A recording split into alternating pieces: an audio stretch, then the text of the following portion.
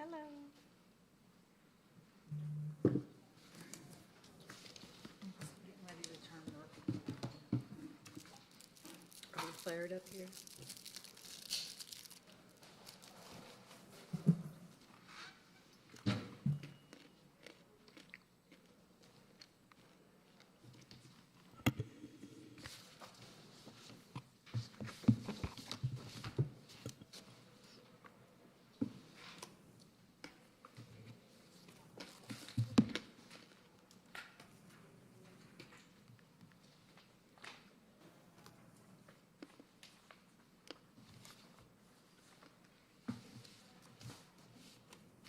Hey, Ellie, wasn't sure if, oh, I think this is dead.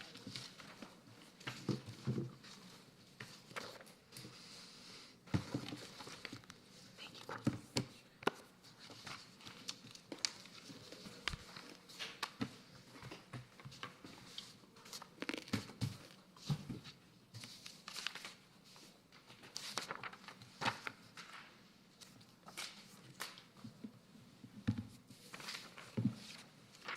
A lot of paper here. I know. I haven't had paper tonight.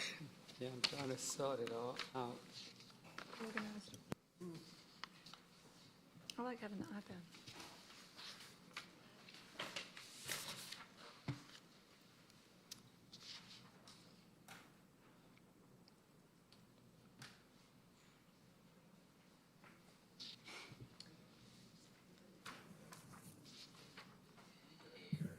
Yeah, I gotta.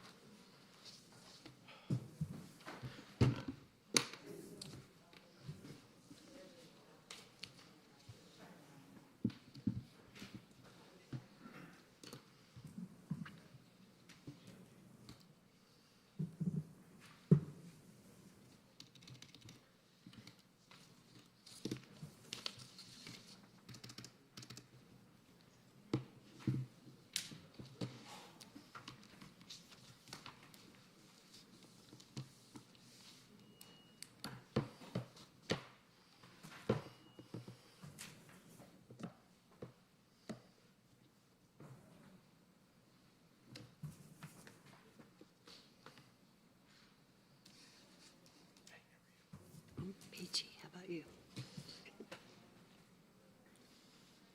need to call and do the. Huh? You need to, when you're stopping at Starbucks on the way here, you need to put out a text. Yes. message. Yes. Hey, I mean, Gotta get like a quick text. I'll forget the meal. I'll get the coffee. you know, what we need is a Keurig here. I could bring my pods with Yep. me.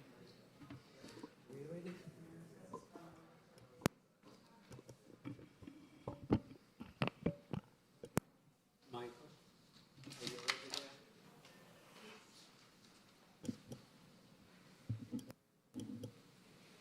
Can somebody shut the door behind there? I'm going to call the meeting to order, this April 1st, 2021 meeting. It's amazing how quickly the year is moving.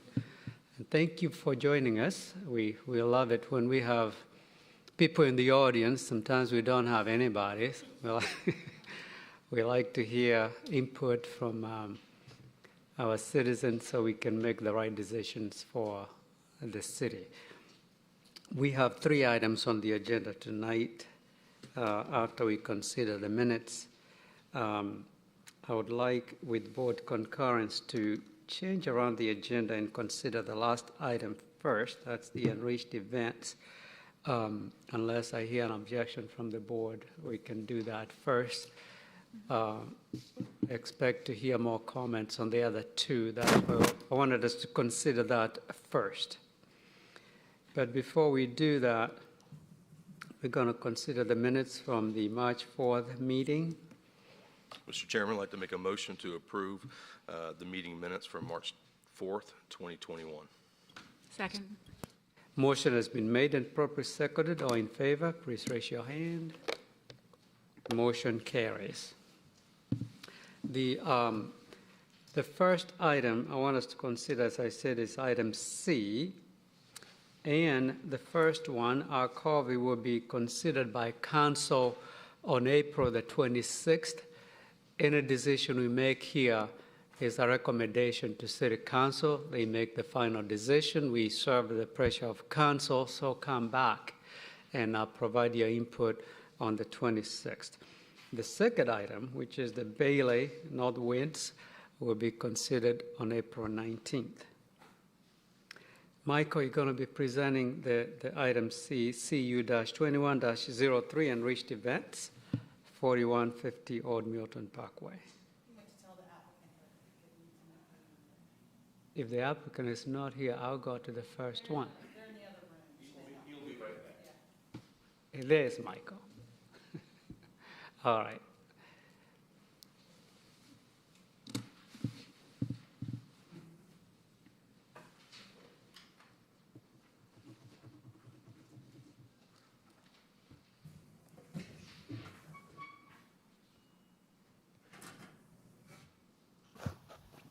Thank you, Chairman and Commissioners. The first item before you this evening is a conditional use to allow enriched events to operate a special event facility with a maximum capacity of 100 people in a 5,520 square foot suite at the Shops at Old Milton.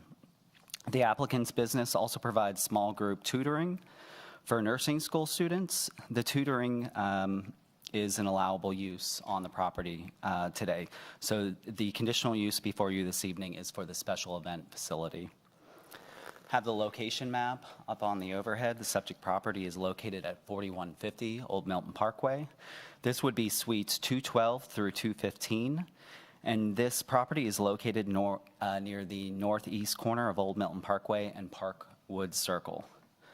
Property is zoned CUP, subject to the Park Bridge Master Plan, Pods B and C. Just give you a street view to familiarize yourself with the property. Surrounding properties are zoned CUP, Community Unit Planned, except for the property across Old Milton is zoned Office Professional. Tava Indian Cuisine and Kalos Financial are located to the west. Office condos to the north. Manhattan Deli and Bagels and Alara Park Bridge Apartments to the east, and the Swan Building is located to the south. Shops at Old Milton is approximately 5 acres. It was developed in 2007 as a 2-story, 49,000 square foot shopping center. Business occupying the center include the Jerusalem Bakery, Spices Hut, and the FedEx Print and Copy Center. 2 restaurants currently operating at the center, as well as several retail service businesses, including a beauty shop, barber shop, tutoring services, copy shipping center, retail sales, and indoor recreation. Development has 242 parking spaces. Here's a site plan.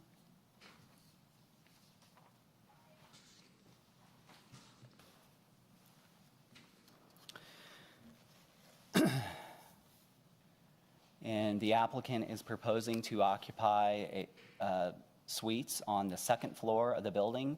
The back portion of the building has a second floor, and the suites are generally in this location. So this is suites 212 through 215. Enriched Events is a new business. The applicant's proposed space is located, as I mentioned, on the second floor. The special event facility would accommodate weddings, receptions, corporate events, seminars, educational workshops, and networking events. All catering will be outsourced. Tutoring will be in small groups of no more than 3 and will be held in a 500 square foot conference room within the suites. And will not, the tutoring services will not overlap special events. Tutoring, educational workshops, and seminars will operate Monday through Friday, 8 to 5. Traditional special events will be held Friday, 5 p.m. to 11 p.m., Saturday, 7 a.m. to 11 p.m., and Sunday, 6 a.m. to 10 p.m. The applicant anticipates up to 5 employees. That would be employees for the special event facility. Obviously, there would be more employees with the catering services, depending on the event. With regard to traffic, the special event facilities typically don't operate during the AM or PM peak hour, so we don't have a traditional trip gen that you would typically see. So using the average vehicle occupancy of 2.5 people per car, it's estimated that a full event at this location would generate approximately 40 vehicles. This item was shown to the public on the March 10th Community Zoning Information Meeting, and there were no public comments. Staff has reviewed the applicant's proposal and finds that the request is not in conflict with the established criteria.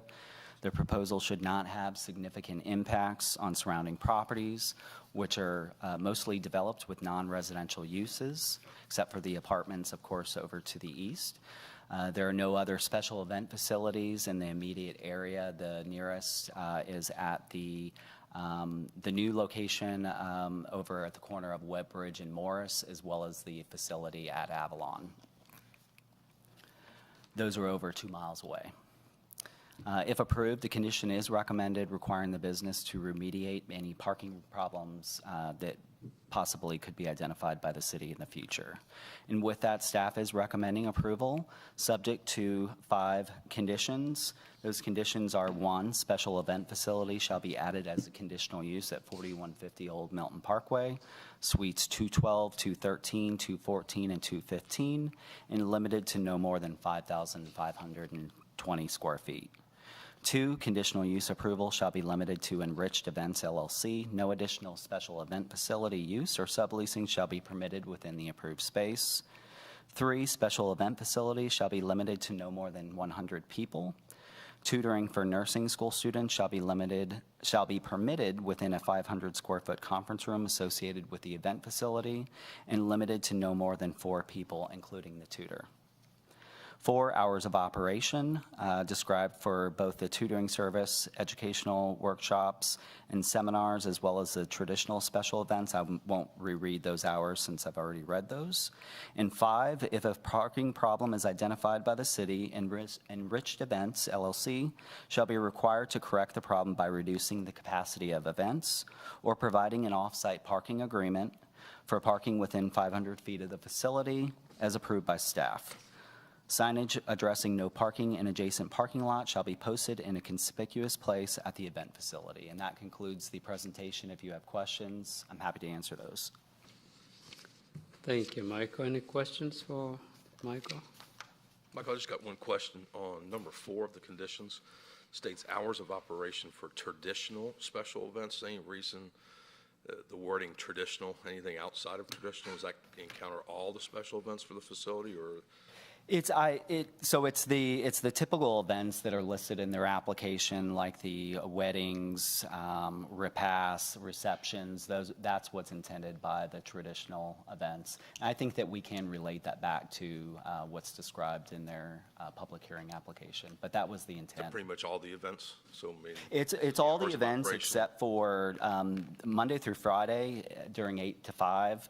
They could potentially do events, educational seminars and workshops. That's what we mean by traditional versus those being kind of non-traditional events. Thank you. Michael, sorry, I've got 2 questions. Sure. On your condition number 3, where it talks about the limited to no more than 100 people, how did you come to that number? Because their letter in the application stated like 125, 110. I'm just curious why there's a difference there. Yeah, so there was some conflicting information in the application when it came in, and so I reached out to the applicant. We didn't actually make the applicant correct it in the application, but we have an email from the applicant indicating that the max capacity that they would like at this location is 100 people. Okay, great. Yeah. And then the second question I had, so you talked about the event facility having catering services come in, serve food. It wasn't mentioned, does that include serving alcohol or? It could. So that's not handled through this, it wasn't mentioned. So if there were alcohol at any of these events, it would be the caterer that is responsible to have the alcohol license. Okay. So it would be handled by, that alcohol licensing would be handled by the individual caterers. We did look at distance just to make sure that this location would meet an alcohol distance requirement, that there were no conflicts with adjacent schools or residents, and it would meet the distance requirements. I do think the application needs to clarify what is traditional and what is special events a little better, so there is no confusion. Any further questions? Hearing none, we're going to invite the applicant to make a presentation. And you said the applicant is in the other room? I'd let her know that she was up first. So she, I believe she's oh, here. she's here. Thank you.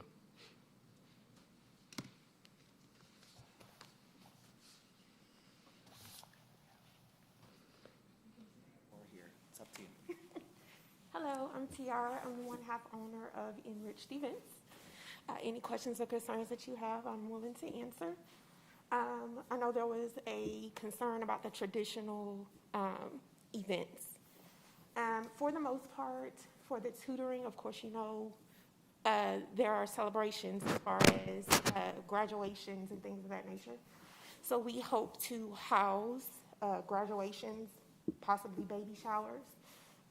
But in all, we are looking forward to have an upscale type of event center.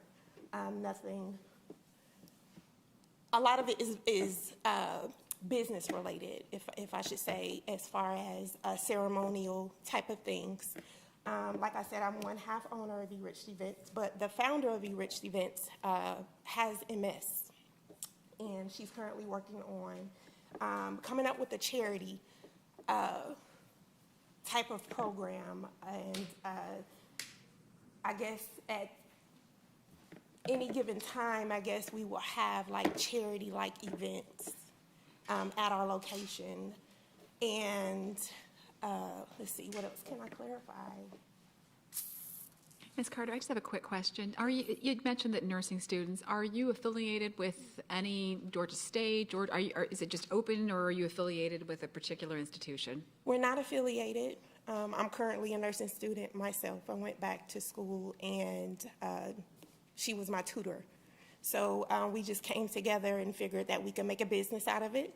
I'm currently attending South College. I was a previous graduate of Kennesaw State University. I work at Grady. So I also come across a lot of students there from Morehouse to Georgia State, things of that nature. So no, we're not affiliated with just one. All are welcome who needs the assistance with tutoring, because nursing is very strenuous, and I can, attest to that. So we're not limited at all to who are interested. Thank you. I have a quick question for you about the nursing tutoring. This would be largely text-based or classroom, not hands-on nursing Oh, no, ma'am. skills? Okay. No, ma'am. Not hands-on. Later on, we do want to get certified as far as teaching CPR, but no, it's definitely text-based. Okay. Yes, ma'am. Yeah. I'm just going to ask you, do you have any issue with us taking the word traditional out? And the reason why I'm getting there is the word traditional special events. Someone could say, oh, we're having an exclusive special event that goes to 1 a.m. or 2 a.m. versus the hours of operation. Do you have any issue no. with us taking No, that sir, word out? I don't. Okay. Thank you. No problem. Any further questions? All right. You have time for rebuttal after public comments. If you'd like to say something else, I will ask you to come forward. Okay. At this point, I want to open the meeting for public comment. If anyone wants to speak in favor of this application, please come forward. And seeing none, anyone in opposition? No one in opposition. Anything else you'd like to add? If when you speak, come to the microphone so you can be recorded. We thoroughly reviewed the conditions and concerns from the committee, and we are in agreement, and we don't have any other questions or concerns, but we're definitely open if anybody have any questions or concerns that we won't hesitate to help. Okay, thank you. All right, I'll turn this over to the board for discussion and our motion. Mr. Chairman, I'd like to make a motion to approve application CU-21-03, Enriched Events /4150 Old Milton Parkway, with a revision to the staff recommendations or conditions on number 4 to strike the word traditional. Second. Motion has been made and properly seconded. Any further discussions? All in favor, please raise your right hand. Motion carries. It's going before City Council on April the 26th. And anyone who would like to comment on it, please come back for it. Thank you. Now we're going to go back to the first item on the agenda, and this is Z-20-05/CU-20-09/V-20-14, Covey Condominiums, 8292 Thompson Street. And Michael, you're up again.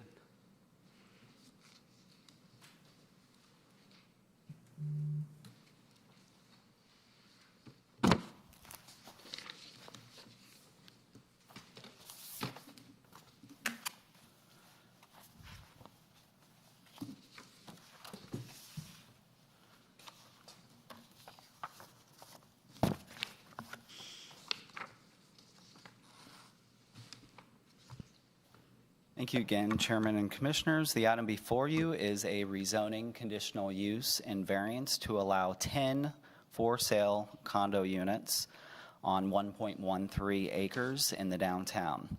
The applicant requests a rezoning from R12 and OP to downtown live work and a variance to allow a stream buffer encroachment. Have the location map up on the overhead, and the subject property is located at 82 and 92 Thompson Street. It's near the northwest corner of Thompson Street and Kingery Lane. We've got some street views. So one of the properties, I believe this is 82 Thompson Street, is the old Ranisfer Law Office. And then the home right next door to the east of it.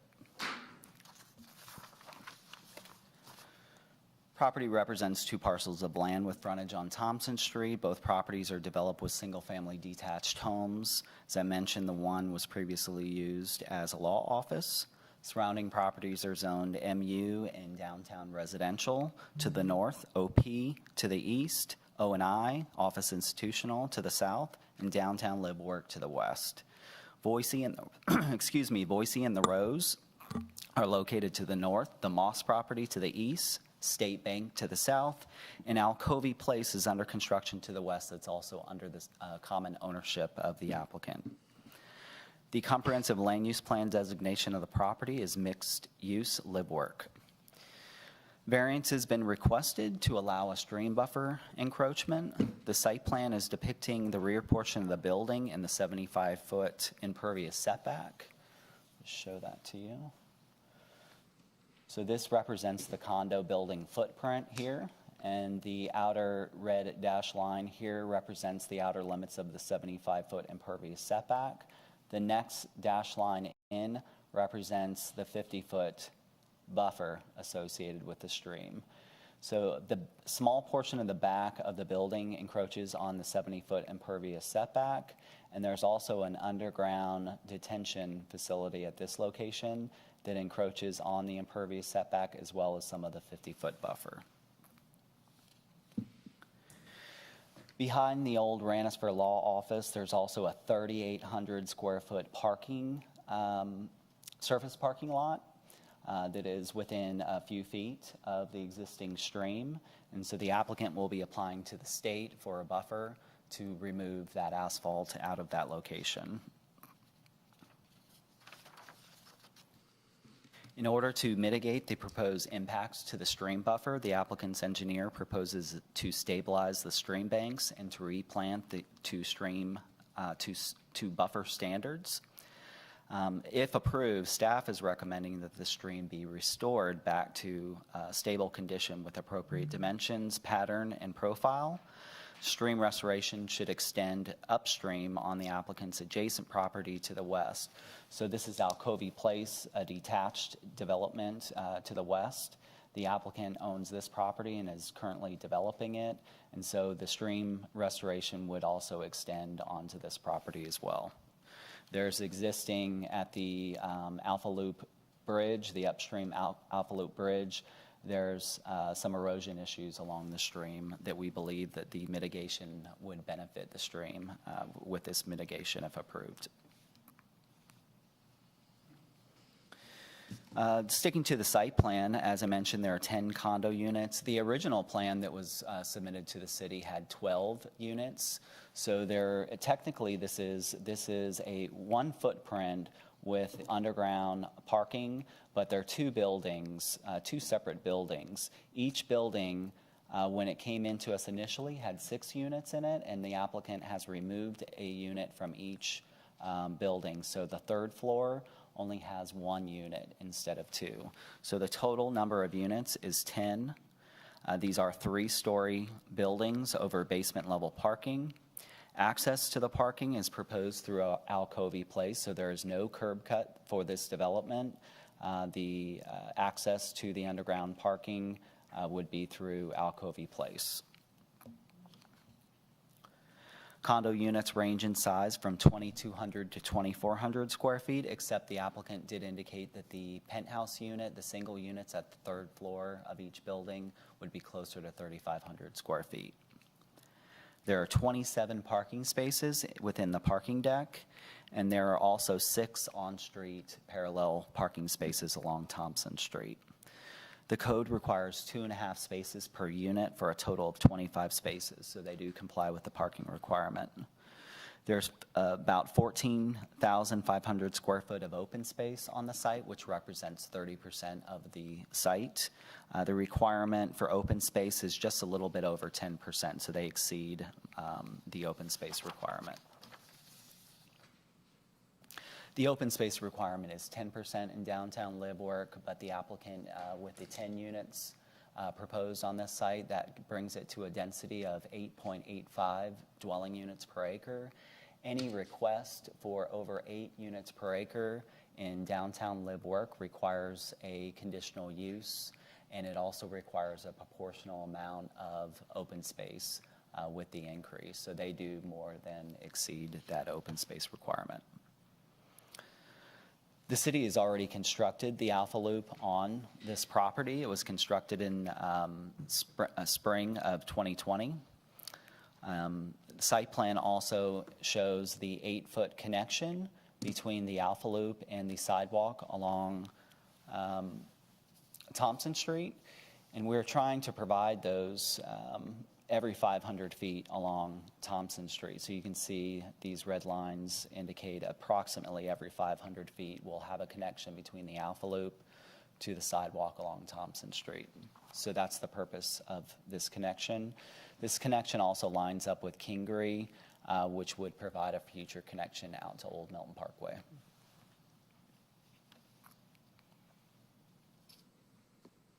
Many trees on the property, however, most of the trees are in poor condition or have been deemed hazardous due to the structural condition. And in fact, I was out to the site today, and you can see a lot of the trees right along the stream have been cut down, and I was told that those were cut down legally. Those trees were deemed hazardous, and that's why they had been cut down. Of course, trees in the stream buffers would not be impacted beyond the stream buffer encroachments shown on the site plan. However, I did want to mention that the stream buffer, the stream restoration plan could result in some additional tree removal within the stream buffer. The applicant provided renderings. Show those to you. The renderings reflect, this is in the downtown, so we have historic architectural requirements. The renderings reflect a mercantile mill style. As I mentioned, the buildings are depicted to be 3 stories with a flat roof. I also mentioned that the applicant, in order to address concerns from both staff and surrounding residents about density and scale and massing of the building, the applicant did remove 1 unit from each of the 2 buildings on the 3rd floor, so they reduced the density, and they also stepped back the building on the back side. I can show you what that looks like. This is facing, let me just start here. This is facing Thompson Street, looking north at the buildings. This is again standing on Thompson Street, looking between the 2 buildings towards the Alpha Loop to the north. This is at the Alpha Loop, looking through that common space between the 2 buildings. See the building, the 3rd floor of the building on each side has been shaved down. That's also happened on the outer edges as well. I believe that's shown. Yeah, that's shown better here. This is also from the Alpha Loop, looking at the building. Again, this is also at the ground level at the Alpha Loop, looking at the building. The primary building material is brick. There's stone depicted on the basement level, the parking structure, and there's also louvers here to allow for ventilation within the parking structure, as well as screening of the headlights. Covered balconies are depicted on the front and sides of the building, and the balconies overlooking the Alpha Loop are located on the rear. Rear balconies have metal railings and are cantilevered out from the buildings using steel beams. Staff estimates the 10 condo units would generate 5 p.m. peak hour trips. This item was shown to the public on the January 13th Community Zoning Information Meeting. There were several questions and comments regarding the applicant's proposal. The concerns included lighting, increased traffic on Thompson Street, marketability of the proposed product type, given the vacancies at the Thompson Street Flats. That's the condo project that is directly across Thompson Street from this site.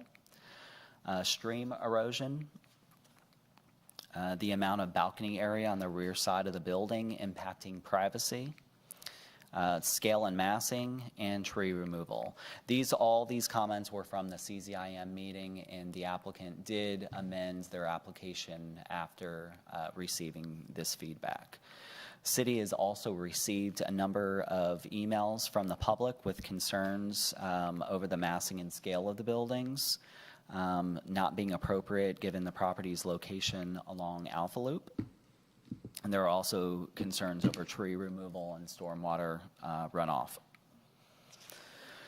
Staff has reviewed the applicant's proposal and finds that the rezoning, conditional use, and variance are not in conflict with the established criteria. The downtown live-work zoning is appropriate for use on the property given the comprehensive land use plan designation of the property, and a variety of residential types would add to the character and interest along Thompson Street. Staff and area residents had concerns with the applicant's initial proposal with respect to density and building massing. In response, the applicant reduced the number of units from 12 to 10 and stepped the 3rd floor back on each side of the building.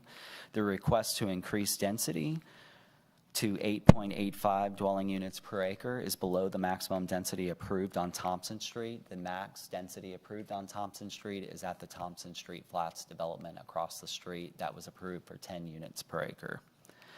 In addition, the existing erosion along the stream at the newly constructed upstream bridge on the Alpha Loop could be resolved with the stream restoration by the applicant. And with that, staff is recommending approval, subject to 13 conditions. Those are: 1, the first condition is the site plan specific condition referencing the site plan by Engineering 303 dated March 22nd, 2001. 2, limits to the architecture and material shown in the elevations that I've shown to you this evening. 3, deals with the improvements to the Thompson Street streetscape. 4 requires, says shade tree shall be required in the planter along Thompson Street and behind the sidewalk in the 10-foot landscape strip as a continuation of what has been planted or designed in the downtown and outside of utility easements as approved by staff. In lieu of tree grates, the soil area around the street tree shall be planted with evergreen ornamental grasses, ground cover, and/or shrubs. 5, project pedestrian entrance shall include decorative landscaping and wall as depicted on submitted renderings with final approval by staff. 6, amenity space shall be developed with decorative landscaping, hardscape, walls, and seating. Landscape plan shall include plant selections promoting the historic downtown. 7, tree removal shall be limited to the site plan prepared by Engineering 303, revised 3/22/21. Condition 8, developer shall construct the 8-foot accessible concrete connection between the Alpha Loop and Thompson Street sidewalk along the east side of the property, as indicated on the site plan. And then we do have some provisions for the easement necessary to be placed under that connection, as well as giving the applicant some flexibility. They were not able to coordinate with the adjacent property to the east with regard to placing the connection on straddling the 2 property lines. There's also a draw, so there's some drainage that is shared along that common eastern property line.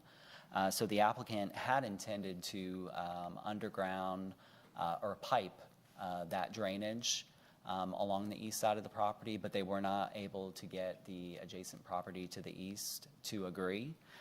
So there's a couple sentences added into the end of 8 to give the applicant flexibility in case that neighbor changes their mind. Condition 9, fences and walls visible from the public right-of-way shall be decorative as approved by staff. 10, prior to the issuance of an LDP, land disturbance permit, a developer shall provide the city with an engineering justification showing that the proposed Alpha Loop connection and existing channel along the eastern property line will function properly. Any modification to the existing channel would require a hydraulic trespass assessment. Condition number 11 deals with the stream buffer encroachment. This is the mitigation. So our staff is stormwater engineer staff is recommending some additional mitigation for the stream buffer encroachment to fix or resolve the existing issues with the stream. And basically that references the site plan revised 3/22/21. Goes on to say developer shall mitigate stream buffer encroachment through stream restoration on the subject property and the adjacent property to the west, which is under common ownership, that Alcovey Place. A stream restoration plan shall be approved by staff prior to the issuance of a land disturbance permit and restoration completed prior to the commencement of building construction or at the beginning of the first planting season after building construction commences. A 3-year maintenance bond shall be provided to the city upon acceptance of the city of the completed stream restoration project. Condition 12, underground stormwater facility discharge point as proposed shall require permission from the adjacent downstream property owner to the east. And condition 13 restricts limits that no more than 10% of the residential units can be rented as recorded in the HOA declaration and covenants. That concludes the presentation. If you have any questions, I'm happy to answer those. Thank you. Where is the mitigation of the stream going to occur? And what type of mitigation is the city anticipating or expecting? Let me show you that.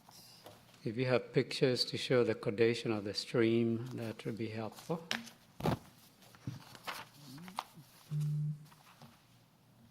Bear with me 1 second.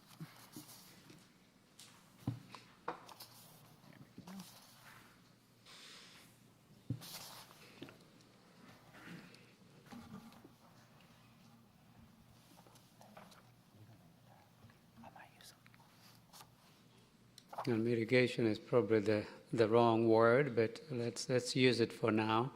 Yeah. So the stream restoration project would be within the limits of this property, but the applicant, it also references within the stream on the off-site portion of the stream, because the erosion issue is just past this bridge right here. But it would extend up through this location on the Alcovey Place property. Here's a picture of, so I'm standing on the bridge looking towards Boise, and this shows a picture of some of the existing erosion. See if I have any other pictures of the stream behind the property.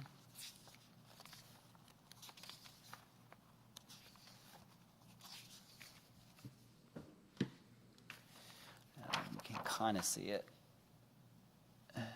In this picture, the stream is in this location. It's not a great photograph, actually. This is a little bit closer in. The stream is running through here. I didn't get a great picture looking back down it, but you can see that the stream in this location behind this property, there's some pretty significant cuts. There's vertical banks. So the stream should have more of a gradual sloping up from where the actual water is flowing. And today, the stream banks are just straight up and down. You can see any of the trees that are adjacent to the stream. You can see the root balls of the trees because of all the erosion along the stream. Where So the does proposed this mitigation would resolve some of those issues. basically restoration of the stream? And I wanted to Restoration. ask you what the restoration proposed is. Maybe the applicant can explain that to us. The applicant's engineer is here and has had quite a bit of discussion with our stormwater engineer on this matter. Where does the stream originate? You know what, I'm not quite sure. I bet the applicant's engineer probably has a little bit more information. I will tell you that, of course, the stream is piped underneath Haynes Bridge. Of course, it comes out right at Boise on the east side of Haynes Bridge. And but I'm not sure on where it's coming from on the other side. I assume that it's got to be piped somewhere on the other side of the street. But let's check with the applicant's engineer. So the approval of the stream buffer encroachment, and that's within the 75%, is being granted or recommended to be offset by the restoration of the stream. That is correct. Okay. Our code requires that any applicant for a stream buffer variance propose mitigation of that encroachment. Do we have precedent for this? Especially in this area, have we issued variances that are associated with some type of restoration as a mitigating component? Yeah, I've not, any of the stream buffer variances that I've seen within the last year or two have not, our recommendation hasn't necessarily been for stream restoration. However, we've had a few stream buffer variances. The 1858 subdivision on the Alpharetta First United Methodist Church property along Cumming Street, they were just recently granted a reduction of the stream buffer from 150 feet to an 80-foot enhanced buffer. Their condition, their mitigation that they proposed was for removal of invasives and revegetation. And then staff recommended some additional stream bank stabilization measures and some options given to the applicant. Because of the current situation in this stream, our staff was very specific about requiring stream restoration as the mitigation. East Main 2 also received a stream buffer variance to reduce their buffer in half. And that is on a different, I hate to call it watershed, but different stream. It is a different stream, yes. Because I think any type of variance granted or proposed should be on a case-by-case, very specific. That's why I'm asking the condition of this particular stream, where it started, what type of mitigation measures. And you may have mentioned this, but to what extent is the stream buffer being encroached? How many feet into the 75 buffer? I don't know that I have the exact numbers. Let me see if I can show this to you real quick. So as you can see right here, this represents the 75-foot impervious setback in this location. So it's about half of the building is going into about half of that 25-foot of impervious setback here. At its greatest point is right here. It's about 10 feet. Then we also have, this represents the underground detention. And you can see this represents the outer 50-foot buffer line. So you can see the underground detention is impacting the 50-foot buffer in this area. And then the remainder of it is within that impervious setback. And there is a parking lot within the 25 state buffer? There's a 3,800 square foot parking lot that comes, I mean, I was out there this afternoon, and it's within 5 feet of the top of the stream bank. And that is to be removed. That would be removed, yes. On the last, actually, the condition number 12, the discharge point shall require permission from the adjacent downstream property owner to the east. Yep. So I would assume that's not determined. Yeah, so that we just put that condition in because the site plan shows this situation right here, where the outfall is coming onto the adjacent property. So we just wanted to make sure that it was clear that permission would be granted in this. If permission is not granted, they can always change the location of this. Our preference is that it would come out closer at this location. This is the best location according to our stormwater engineer, but their engineer could find another location if necessary.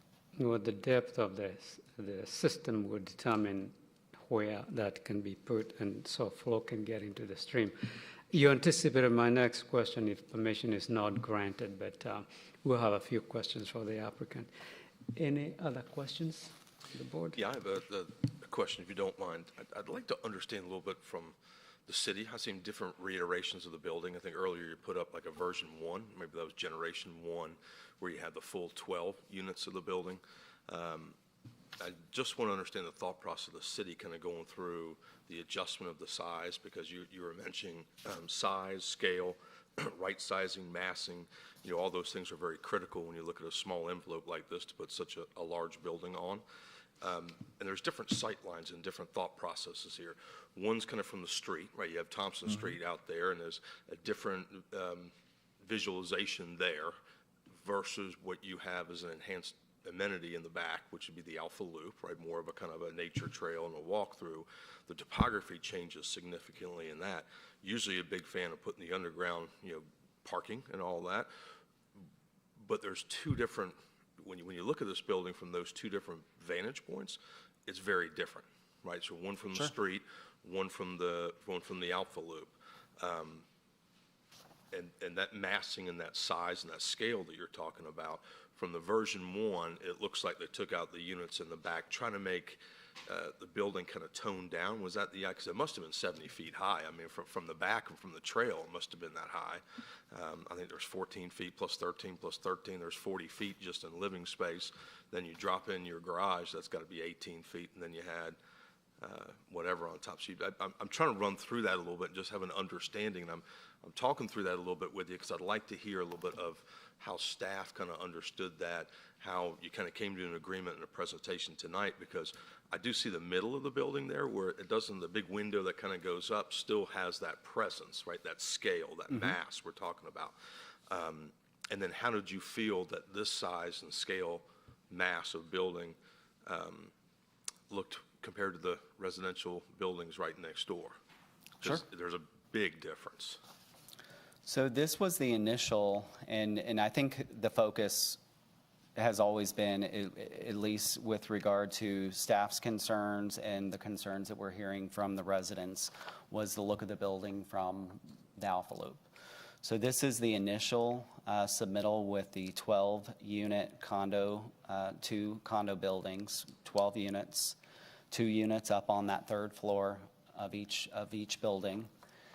And then after the applicant removed a unit from the top of each building, They shaved off the sides of each. They didn't do it all the way to Thompson Street because they liked the look from Thompson Street, and there really wasn't any, at least staff did not have significant concerns with the way the building looked from Thompson Street.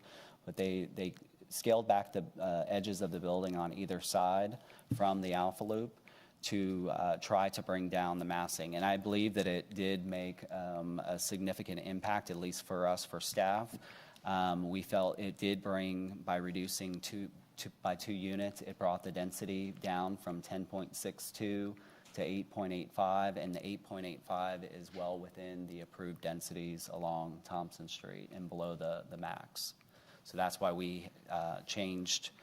Initially, we weren't supporting the previous application just because we did think that the scale of the building was a bit, there were some issues with the scale and massing of the building on the original rendering, and we did have concerns about that higher density that was proposed. It would have been, at 10.62, would have been the highest density approved on Thompson Street.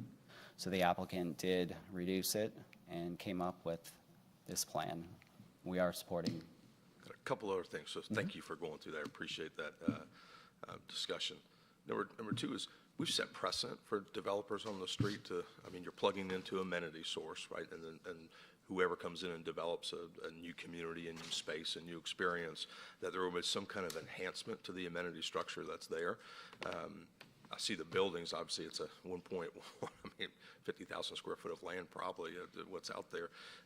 Are they adding any amenities to the, or enhancements to the amenities that are there with the, anything?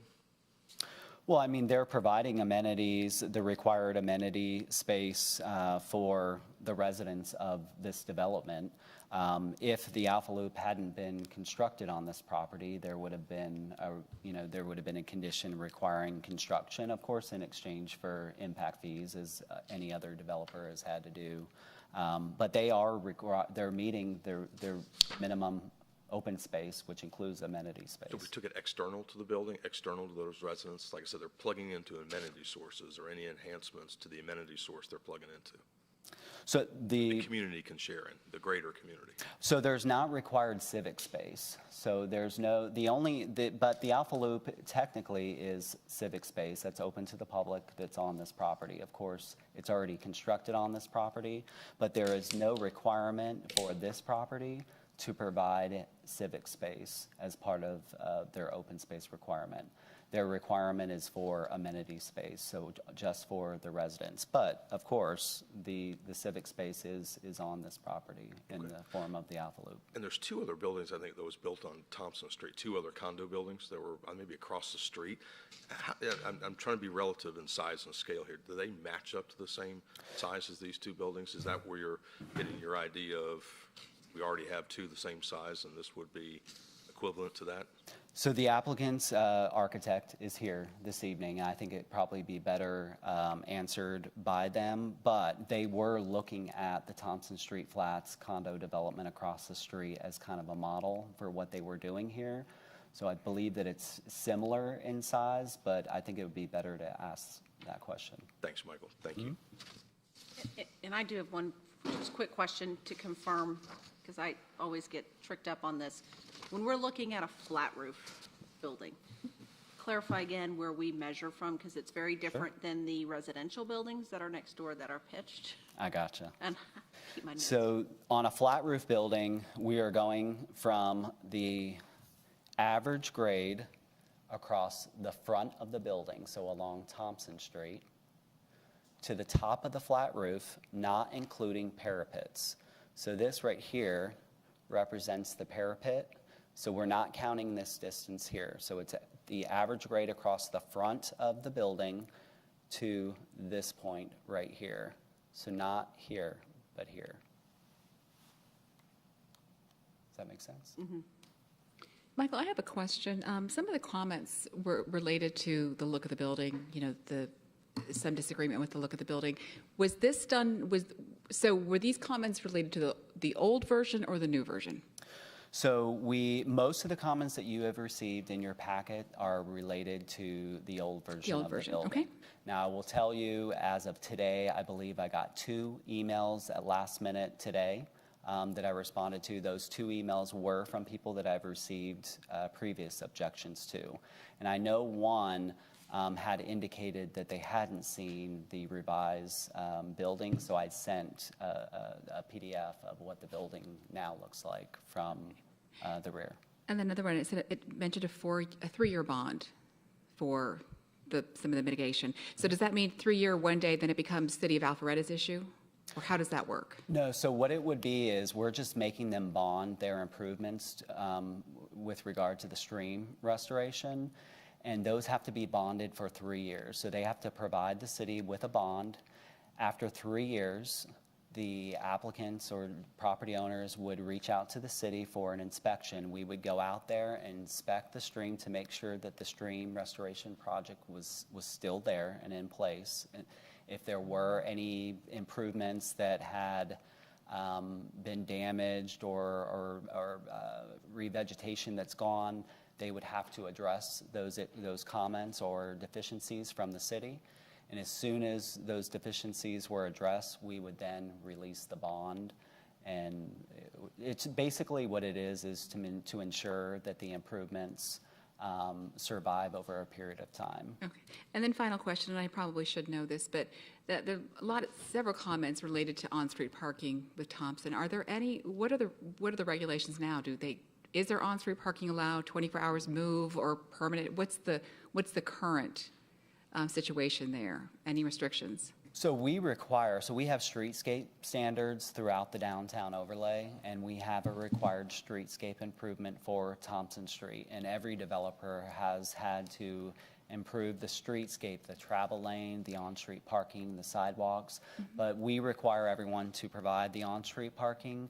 The on-street parking is available to anybody. It is not limited to this would not be limited to just this project. It is open to the public. Can you put your car there and leave it there for a week? I mean, is there any city requirements that you have to move your car every 24 hours or anything like that?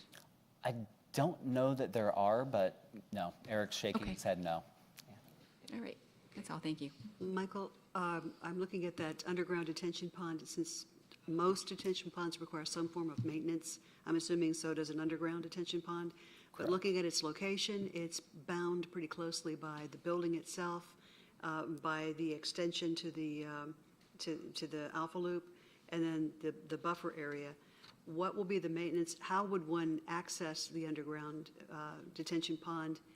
And can they do so without disturbing too much of the surrounding area?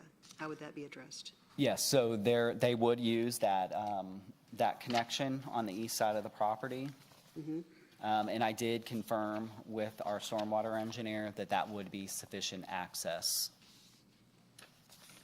So it would not disturb the pavement? No.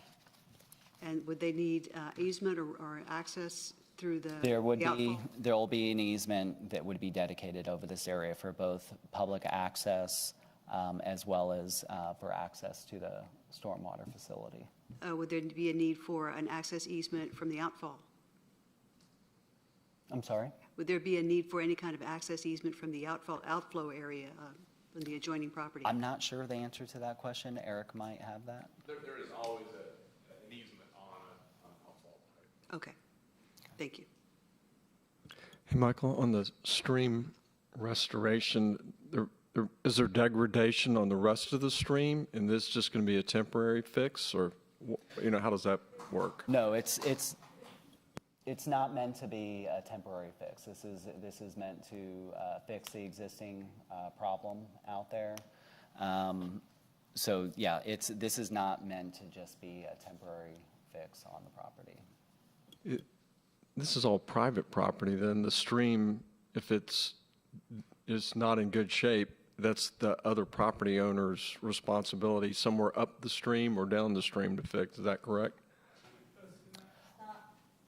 I need a little bit of assistance maybe from Eric to help answer some of those questions.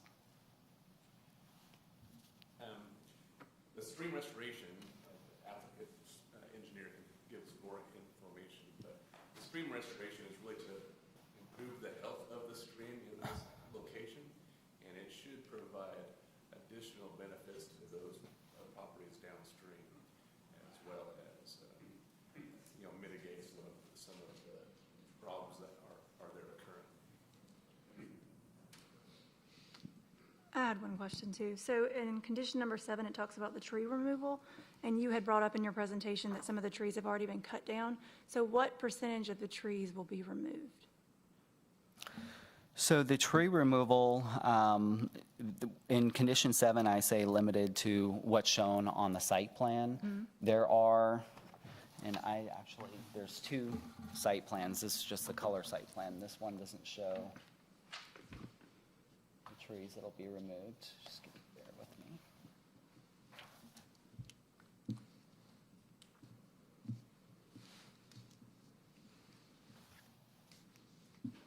I don't know if I have.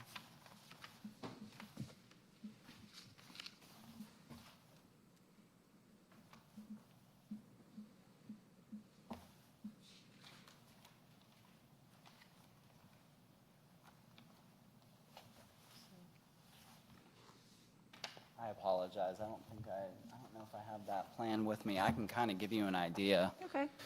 So as I mentioned in the presentation, most of the trees that are on the property are in poor condition. There were only 2 that were shown to be in good or fair condition. There was a dogwood that's centered right here between the 2 existing structures on the property, and it's right in the middle of the property, and it's just not going to be something that's going to be something that they could save. There are a few trees in the back. There are some pines. There are some hardwoods as well, but a lot of them are not in good condition. The trees that I was talking about that have been cut down. So if you walk along the Alpha Loop and you look along the would be the south side of the stream, you can see the stumps just along the tree. Those were the hazardous trees that were removed on the property. Now, I also did mention that with that stream restoration project, there could be some additional tree removal associated with that. The idea would be to avoid tree removal if possible, but there may be a situation in order to create a more sloped bank down to the stream that a tree has to come out because the stream has been cut so deep because of the erosion on the sides. I have one more question. I'll see if I can find that plan in That'd between. be great, thank you. One more question is in regards to the style of the architecture. I like the style, but when I was driving by it today, it didn't necessarily blend, I felt like, with some of the surrounding architecture. How does the city, what's your view on that, I guess? So the style of the building is the Mercantile Mill, and that is approved style Okay. in downtown. Yeah. Okay. Michael, I could use more extensive education on the additional measures that are involved in stream restoration compared to just stream mitigation, and the degree to which those measures might be permanent and or improve the quality and the speed of the water downstream. I think that would probably, unless, Eric, you feel like you could answer that, I think it'd probably be best answered by the applicant's engineer. He is here and very knowledgeable on Great, this. thank you. Mhm. Any further questions? In the interest of maintaining order, I implore you not to applaud or clap or boo during the meeting so everybody can be heard. If there are no further questions for Michael, I'll ask the applicant to come forward and make a presentation.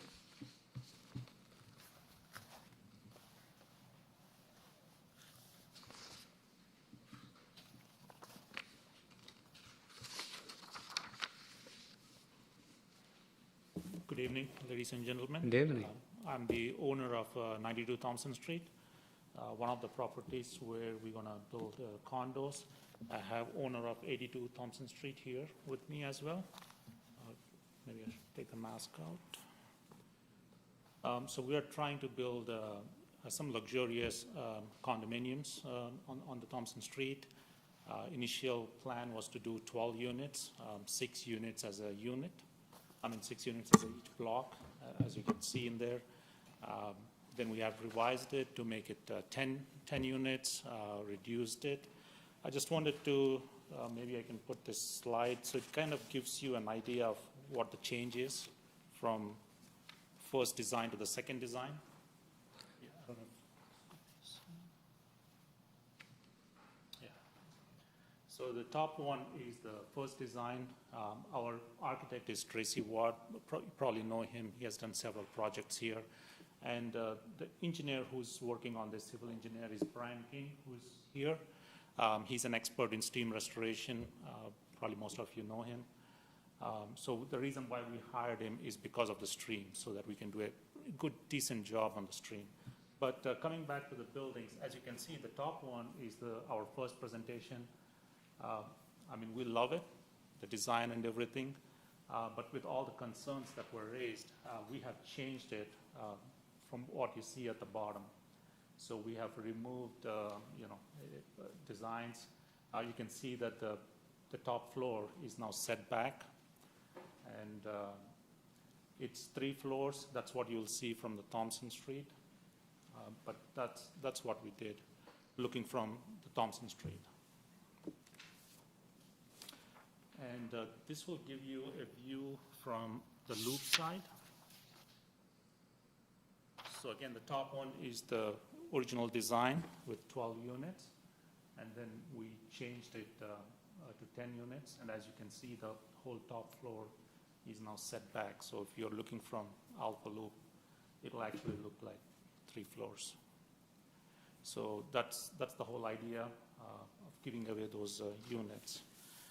There was one concern about the height of the condominium, so I just wanted to give an idea on that. In this view, you can see a single-family home next to the condominiums. This is the new design, the 10 units. And, we are within the 40 feet, and if you really look at a single-family home, which is in Boise or Midwig, with the rooftop, they're about 40 feet as well, close to 40 feet. So our buildings are not going to look any taller than what the single-family homes are, looking from Thompson Street. So I just wanted to make sure that everybody gets that picture, that these are not like some kind of tall towers or something. They're within of course, they're within the code, but also if you compare to a single-family home, they're not going to look much taller than that. And I know that these buildings are getting compared with the ones which are already there, the Kairos. But on the Kairos, you need to understand that their garage and 3 floors are pretty much on the Thompson level. Our garage is pretty much underground. So when you're looking from Thompson Street, you're going to see only the 3 floors. So that makes a big difference. So just wanted to make sure that everybody gets that idea.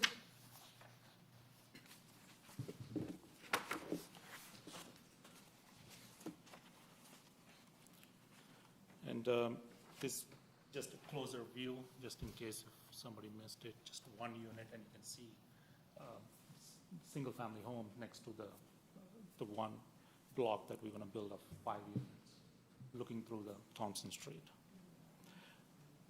Besides this, as Michael has mentioned, we are looking at restoring the cream, not just in our property, but also on the adjacent property, which is Alcovy, which is the company which probably is going to build these as well.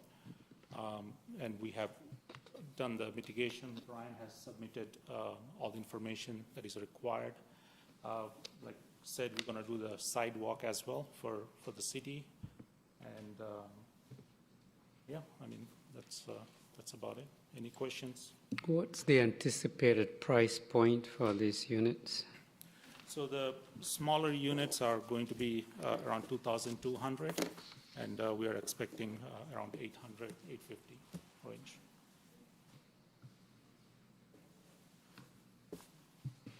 Are you finished with your presentation, or you want your engineer to come forward and explain to us the stream restoration? Brian will explain that. Okay. Thank you. Hi. My name is Brian King, Engineering 303. think I've met most of you. Thank you for taking the time tonight. This project, I think it's important to understand that the existing site has significant encroachments already into the stream buffers.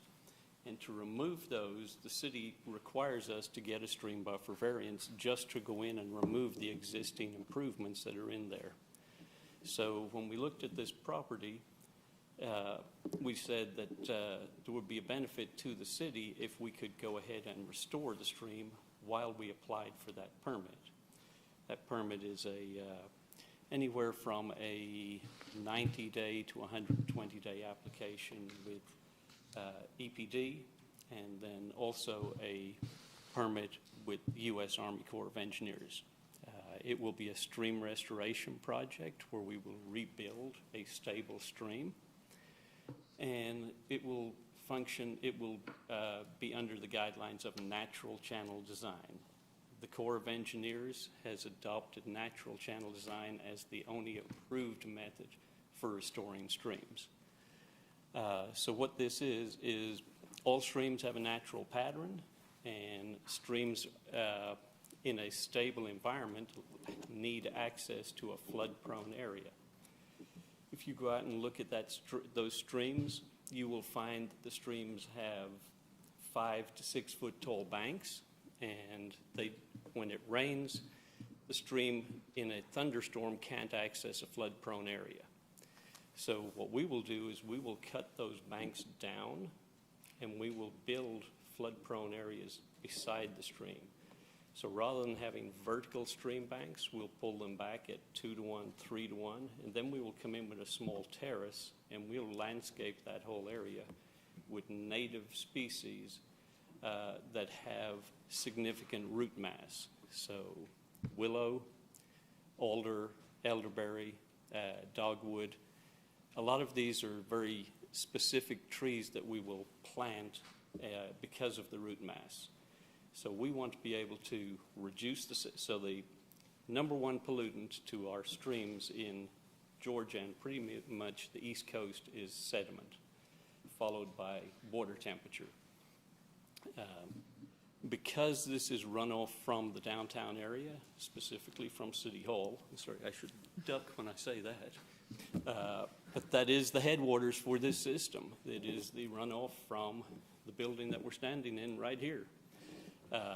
There's nothing I can do about the volume that's coming to us, but what I can do is provide a flood-prone area so that it isn't roaring through this channel that is 5 foot wide and 5 foot deep, and then as it goes through there, it scours the banks. So if I can produce an area that is larger and small and lower down, the velocity will drop. But the volume, there's nothing I can do to reduce the volume. So what we want to do is get the water out onto a flood-prone area, reduce the velocity, and reduce the erosion on the banks.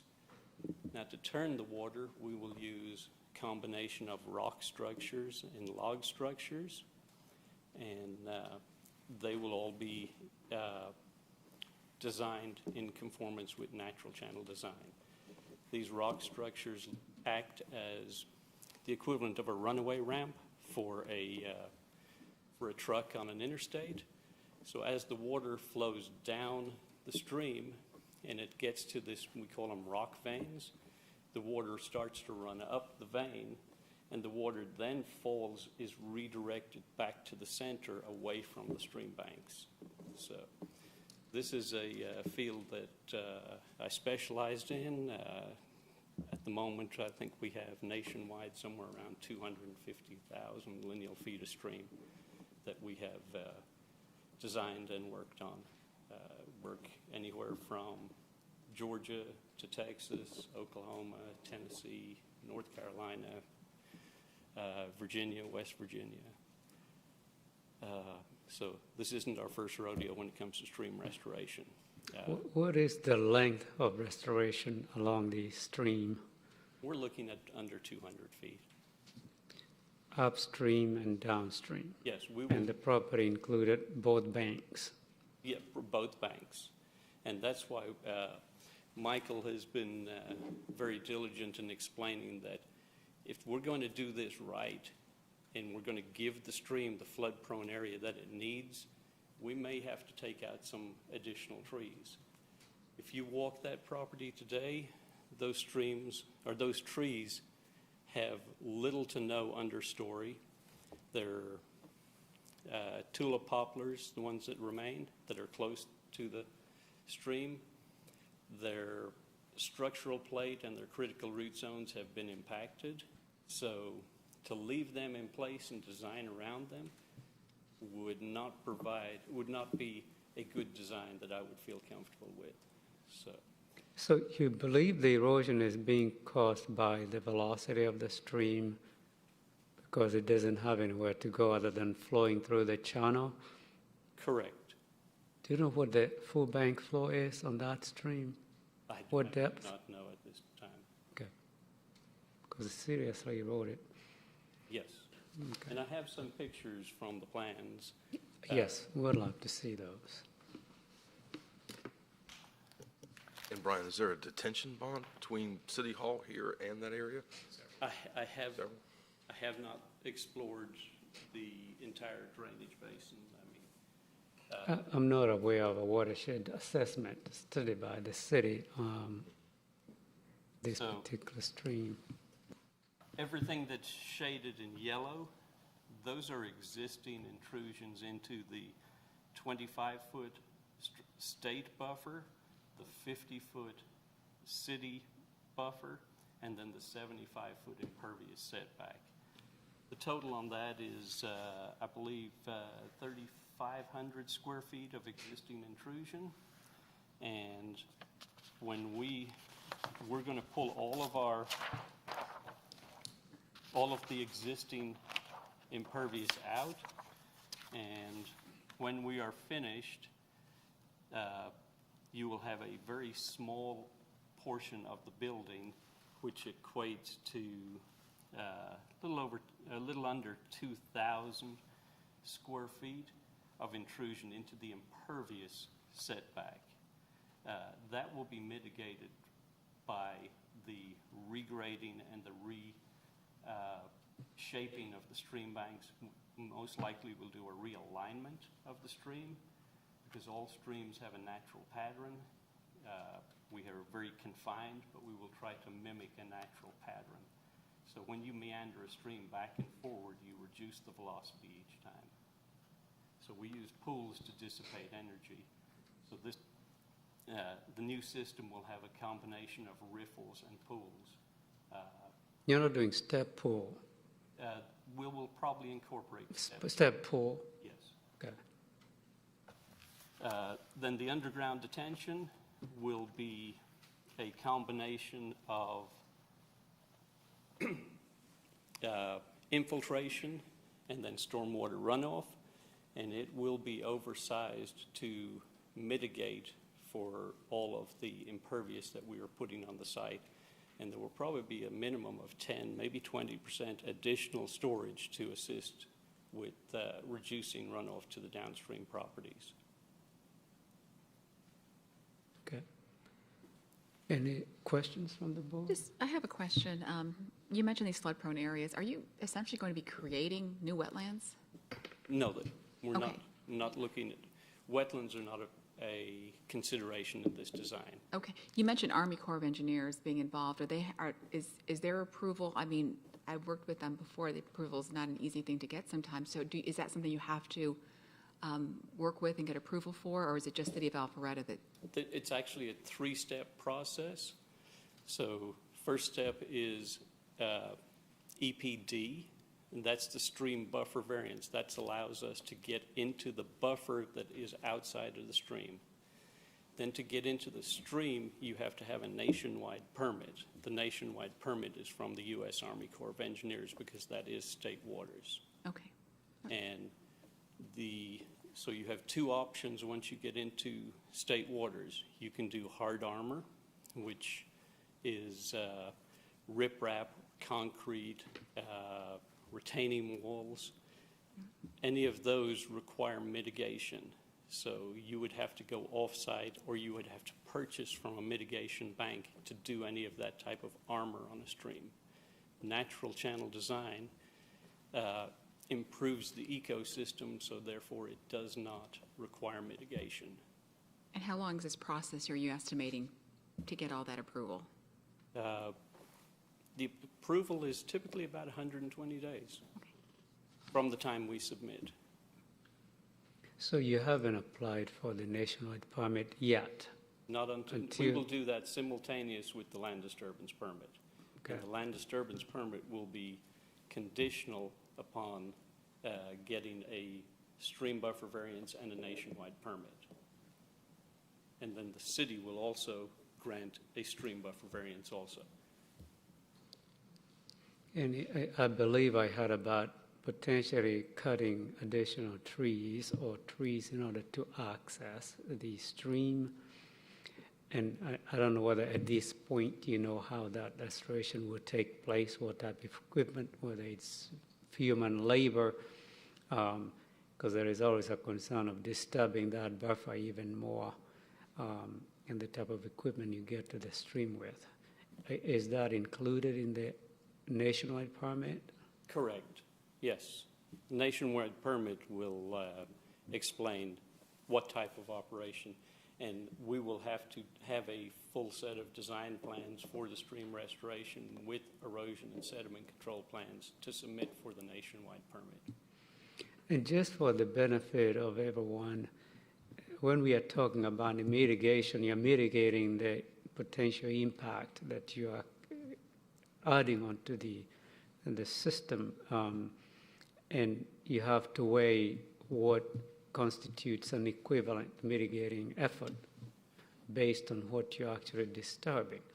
And what I was trying to get into is to make an association between the buffer encroachment, which is approximately 10 to 15 feet into the 25-foot buffer, and the stream restoration as an equivalent mitigating effort. Yeah. You believe it is equal or more than that?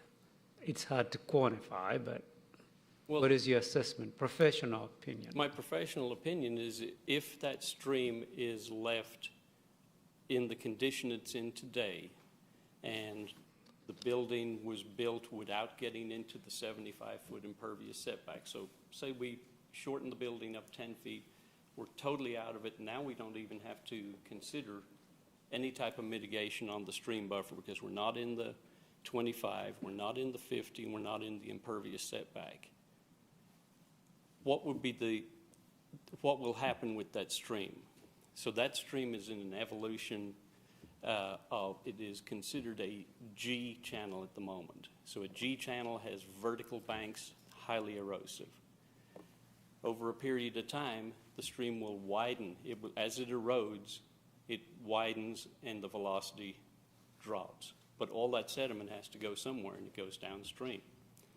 So until it gets enough of a flood-prone area through natural erosion, it will continue to erode, and that stream will go from 5 foot wide to 10 foot wide to 15 feet wide. And I estimate that somewhere around 25 feet, it will start to build a new pattern because we use a rule of thumb of 2.4. So if the stream is 5 foot wide, we want about 2.4 times that width to have an active flood-prone area. At that stage, it will start to build a channel. But we're talking a serious amount of sediment that now goes downstream. You are basically reducing the slope, widening to provide the top to provide a flood-prone area, to reduce velocity, which would mean reducing erosion along the headwaters of the stream, and downstream because the velocity is lower. Did I state that correctly? The velocity downstream will not change because once it leaves our property, it continues back in a confined channel. So the velocity on our project will be reduced because we've given it more room to flow. But once it leaves our property and goes downstream, that velocity is back to what it was. You're taking the same amount of water and you have it spread out, and now you're putting it back into the old channel. at a slower rate depending on the rainfall event. Yeah. There is a potential reduction, but that's hard to quantify, and I don't want to get into too technical details at this point, but I wanted to satisfy myself regarding the mitigating effort as it compares to the encroachment in the buffer. Are there any other questions from the board? If there is, do you have anything else to present? The applicant, or are you done before I open this for public comment? Alicia, you have something? Okay. All right. You will have opportunity for rebuttal after we hear we had the public comment period. So I'm going to open up the meeting for public comment. Anyone in favor of this application, please come forward. Seeing none, anyone in opposition? Please come forward. We had 3 hands. He was first. Everybody will have an opportunity to speak if you want to speak. Good evening. My name is Steve Stoley. I live at 2459 Claystone Lane over in Academy Park in Alpharetta. I've lived there for over 10 years, and this project, we've had several town hall meetings, and I've never seen the unanimous viewpoints to recommend not approving this application. Regardless of what that engineer said, day in and day out, we witness 9 detention ponds that prior planning commissions and prior city councils have approved. And I can tell you that the detention ponds do cause erosion. We have at least 2 places that have reached the 25-foot buffer. FEMA was here, I think, Eric, in 2012, the last time, and at the request of the Army Corps of Engineers, and designated the floodplain area. I don't know when they're invited or when they come back, but luckily nobody in Academy Park is close to being in the floodplain, but I mean, that was back in 2012. If we're close to the floodplain level, now our insurance rates will go way up and our property values will go way down.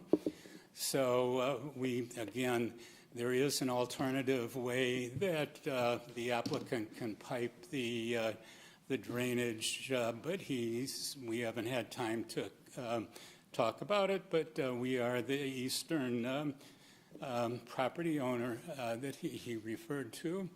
And so we would either recommend that you turn down his request for approval or delay until the next meeting and give us enough time to work out with the applicant the appropriate concerns. I think I've seen you before here, previous applications. Once you took off your mask, you're easy to recognize. Oh. I'll put them on. All right. You can talk. Okay. Thank you for your comments. Okay. We have someone else here behind you want to comment.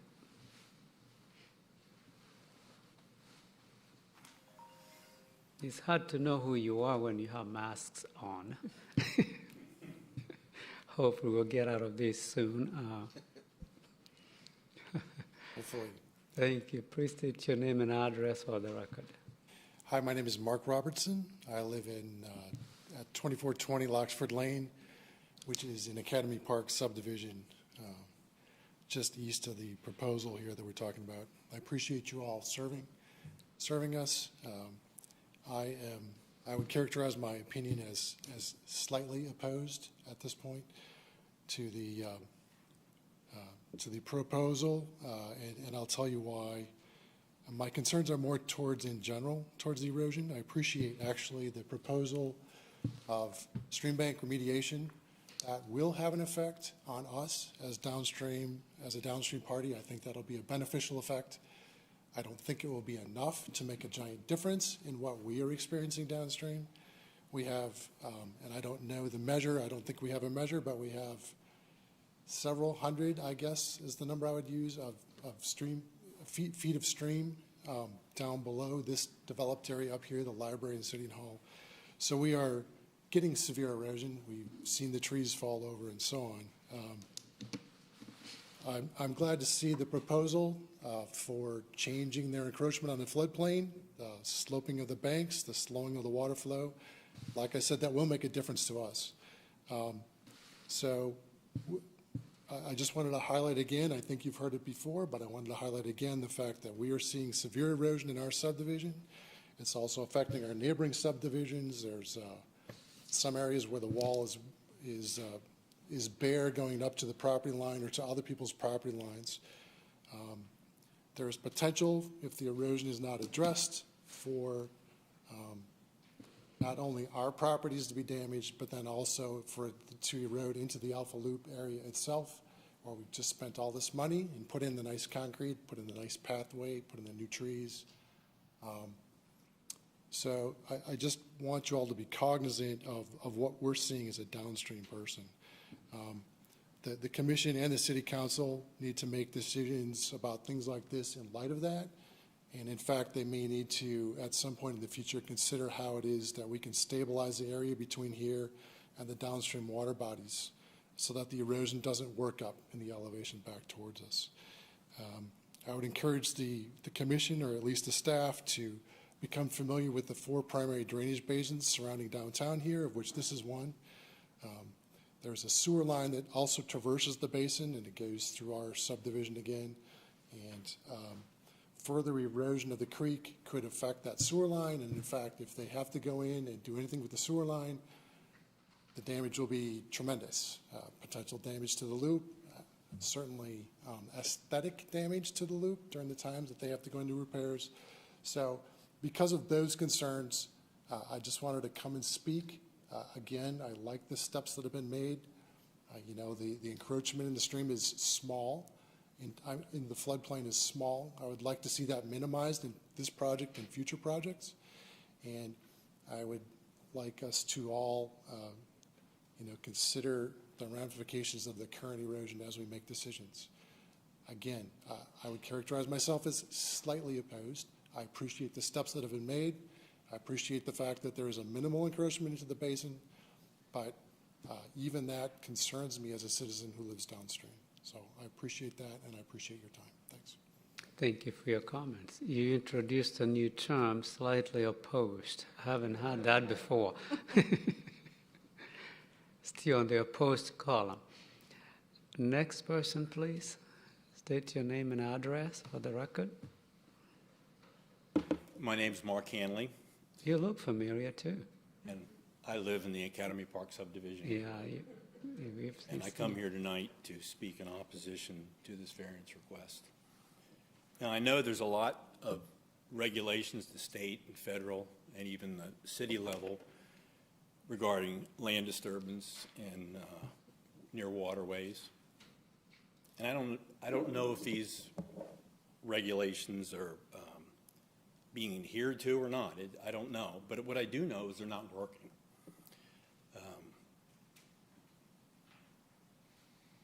And that has happened, I think, with even without having any additional requests to allow stream buffer encroachments and things of that nature. I hear a lot of discussion tonight about upstream remediation, but I think the damage from all this development occurs downstream, not upstream. Our stream bed and our natural area have been devastated by similar developments to date. Our creek has been severely eroded. We have huge century-old specimen trees that are toppling over at an alarming rate. Our pedestrian bridges are underwater sometimes and being destroyed, and our walking trail is collapsing. I just find this unacceptable that we continue to do this. I think we can't continue to allow this to happen.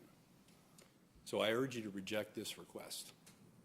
I don't think it's fair that Academy Park continues to shoulder the monetary and quality of life burden of these upstream developments. In fact, we've already had a quote just to put together a plan for our stream restoration that's well into 6 figures. That's just for the plan. So I urge you tonight to reject this request. Thank you. Thank you for your comments. Anyone else in opposition? Please come forward.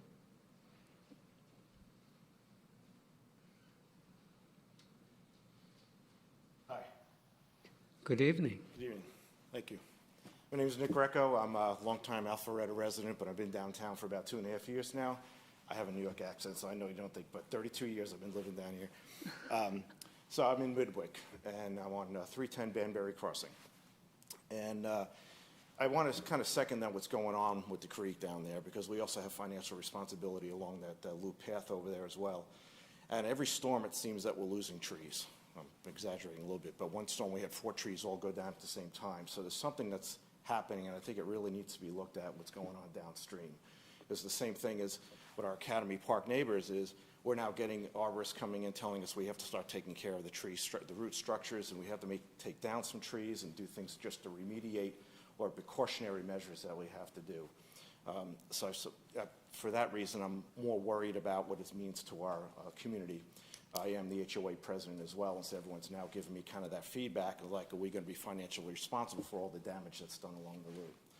The other is more kind of an aspect of kind of what's happened on Thompson Street. I remember years ago, we would not be wanting to walk down Thompson Street. Not a very good area. It's really organically changed. We loved what's happened there, and that's actually what drew us back down to Thompson Street. Now that we're here, we love the loop. We walk to the nature trail to us, and we also think that the building just doesn't seem to fit in right off the trail. So from an aesthetic standpoint, that's another thing that we're somewhat opposed to. It's just that everybody seems to be putting in these, high-density townhomes are fine and all that, but the large nature of this building sitting there right off the trail, it seems to lose a little bit of the nature aspect of what's going on down at Thompson Street. That's all I wanted to say. Thank you. Thank you for your comments. Please come forward. There is somebody who wants to speak behind you. We'll give you some time after public comment. Good evening. Good evening. Sue Jakes. I'm also an Academy Park resident. And I'm going to repeat to you some of the conversations that I've had with the City Council already.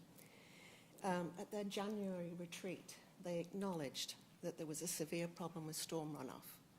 Many properties are flooded on a regular basis, and it's affecting homes, properties, and, as Steve pointed out, eventually home property values. Can you move a little bit to your left? Sorry. Exactly. The City Council acknowledged that the solution to this storm runoff problem would be complex and expensive. And what I suggested to them was, first, do no harm. If things are going to be expensive and complex down the road, don't make it worse. Don't kick the can down the road to another council and taxpayers who will have to pay for this remediation. And I appreciate what they're proposing in that small area, but the buffers exist for a reason, and they've kind of highlighted that. The stormwater runoff will still go to the east of that remediation. So it may take some impact on what's coming off, going through the impervious area, and essentially taking up 2 entire plots with impervious space. But the runoff is going to go directly downstream. It's going to miss that remediation entirely. They have to get that person next door to agree, and it's not going to help us. As Steve pointed out, we have listened to several developers over the years talk about their plans to address storm runoff. None of them have worked. So I would ask you, and I know, Mr. Chairman, you have mentioned on previous meetings that you are very aware of the implications of setting precedents by issuing waivers. Waivers are there for a reason. It's time to enforce them, because anytime somebody else comes along, they use that waiver that's previously been given to someone else as an excuse to do whatever they like. And you can see from that application the long list of waivers that they are claiming as a reason to justify theirs. And I like your, Mr. Brady, your comment about previous waivers having been given in exchange for some kind of benefit to the community. There is no benefit to this development to the community. There already exists a number of accesses to the loop, and the scale of that building is way out of proportion with everything else along Thompson Street.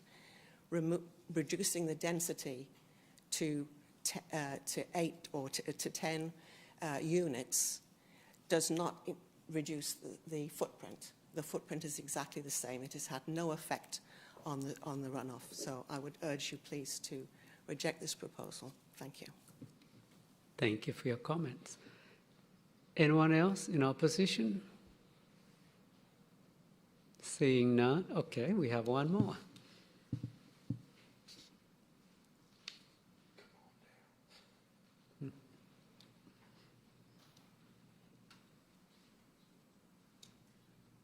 Good evening. Good evening. Thank you for your service. There are a lot of familiar faces. You know, I've been very impressed. This is my first time I've attended one of your meetings, and I've been very impressed with, oh, I'm sorry, it's Bob Collins, and I'm at 12504 Wexcroft Lane in Academy Park here in Alpharetta. I've been very impressed with the amount of detail that has been given about all the immediate impact that this development is going to have on the surrounding property, but I haven't heard anybody talk about what the impact is downstream. And why isn't included in this approval process a downstream impact study to help those of us who live there understand and cope with the impact that all the development, including this building, has had downstream to all the other property owners. So I think that's got to be a part of this equation, is not just to look at the immediate, but look at the broader picture and come up with something that's impactful that will help us in years coming down the road as we continue to want to develop this great place where people want to come live. Thank you. Thank you. Anyone else? Seeing none, I'm going to ask the applicant if you want to say something else to rebut anything that has been said. This is your opportunity.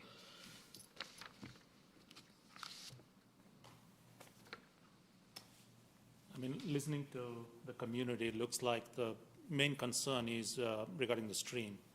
And as all of you know, the stream right now is in really bad shape.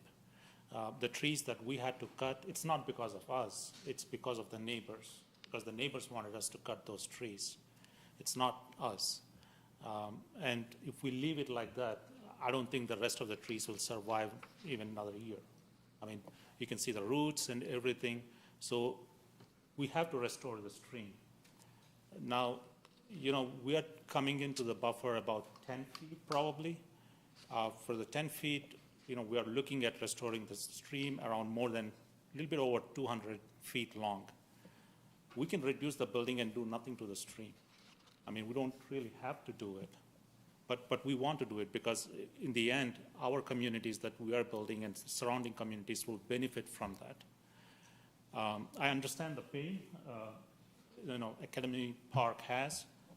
Believe me, when I see the stream in my property, it's the same. It's all eroding. The trees are falling. And, you know, at least on our property, we want to do something about it.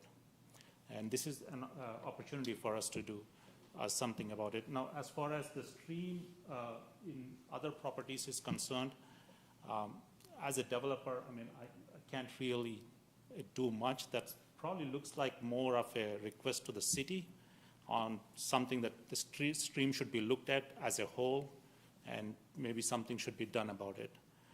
Just wanted to lay down that, the trees that we cut, it's not because we wanted to cut them, it's because the neighbors were afraid that they're going to fall on their properties, and they asked us to cut, and then we went to the city, and the city said fine, so then we cut down those trees. That's all I wanted to add. Approximately how many square feet are you encroaching into the buffer? It should be in our site plan. Just an approximate. To clarify, we are not encroaching into the buffer. We are encroaching 1,968 square feet with the building into the impervious setback. 1,968 square feet. 60. Just under 2,000 square feet. Thank you. Thank you. Anything else? We are done. I'm about to turn it over to the board for discussion. No, that's all I wanted to share on this tree. Thank you. Thank you.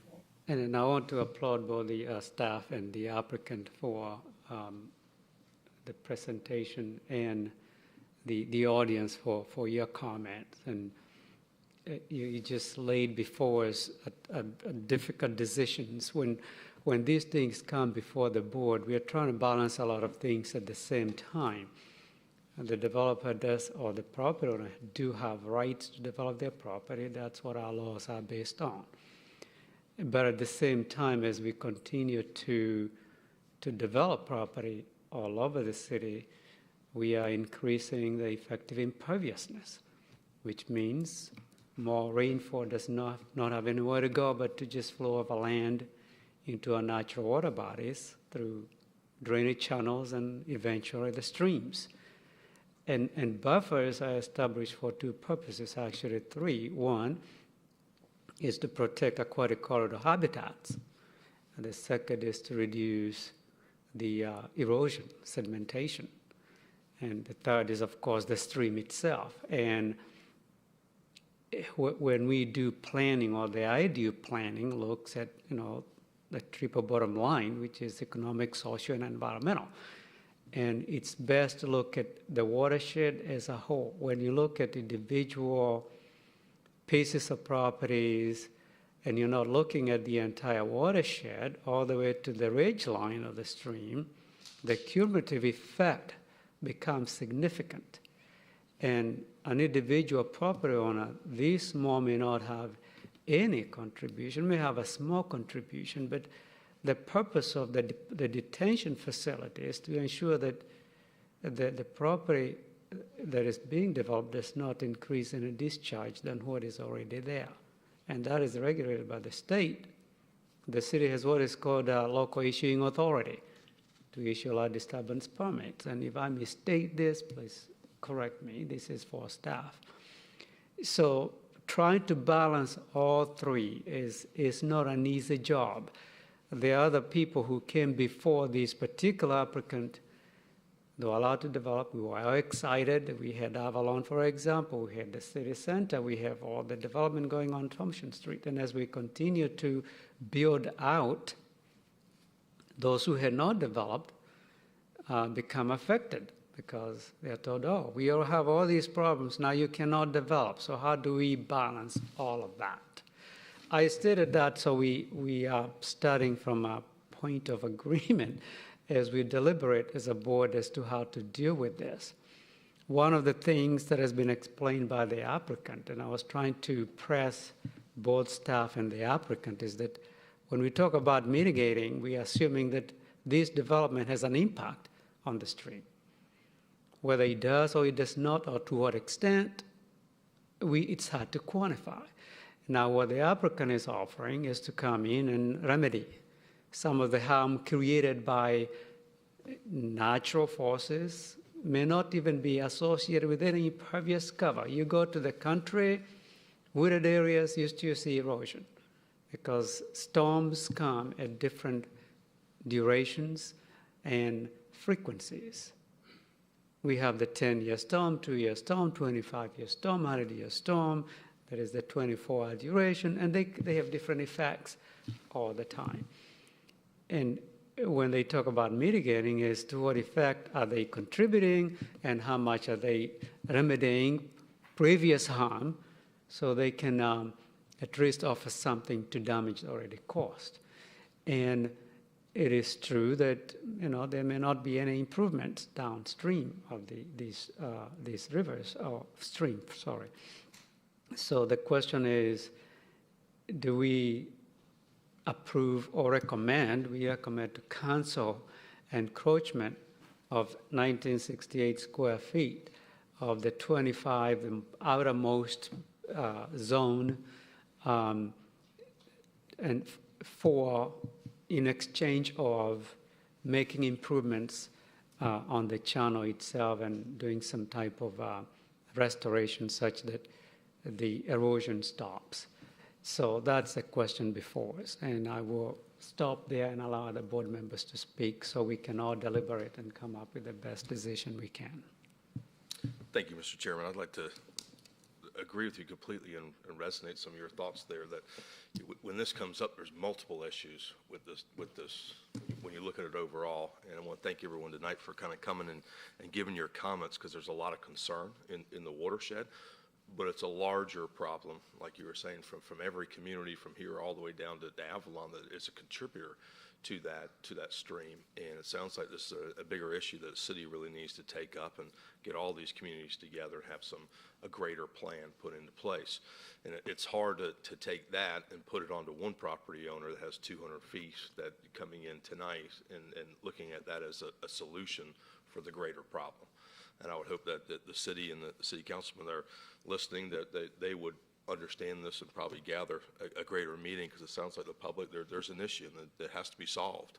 And the only way to do that is get every community together. So I think that's the first thing I kind of want to talk about. Second thing was, I just want to thank Brian King for coming up and really kind of doing a great job talking as an engineer and talking through some of those points, because some of those points are resonating with what needs to be done. I would like to say, when I look at this building, then I'm going to go back to the actual project, the actual, the 1.13 acres, the 10 that's on here, and look at this building. And I know the applicant kind of stepped up and was talking about the front elevation, how that is off the street. What's the visibility when you look at this project right off Thompson Street, and you look at the 40 feet? And Commissioner Davis kind of talking about, what's the continuity? How does this building look completely as you take the street all the way down, right? The streetscape, but not just the streetscape. We're looking at a new amenity structure, which is that Alpha Loop. As people going back in there, bringing their families, coming, walking through that, and what experience are they having? And it's going to be totally different than what they have on the street passing by on Thompson. So I'm very aware of that. The applicant was pointing out the 40 feet elevation off the street in Thompson. I'm okay with that. What I'm not okay with is on the backside of the belt line. That experience, that size and scale of this building will have a huge impact to people walking up and down there, and it's out of place. It's completely out of place with the continuity of all the other homes, townhomes, attached, detached. It has a different feel when you walk down. I walk down that belt line all the time. I enjoy going that, and I love the experience kind of going through that. Like I said, I'm taking the stream out of it.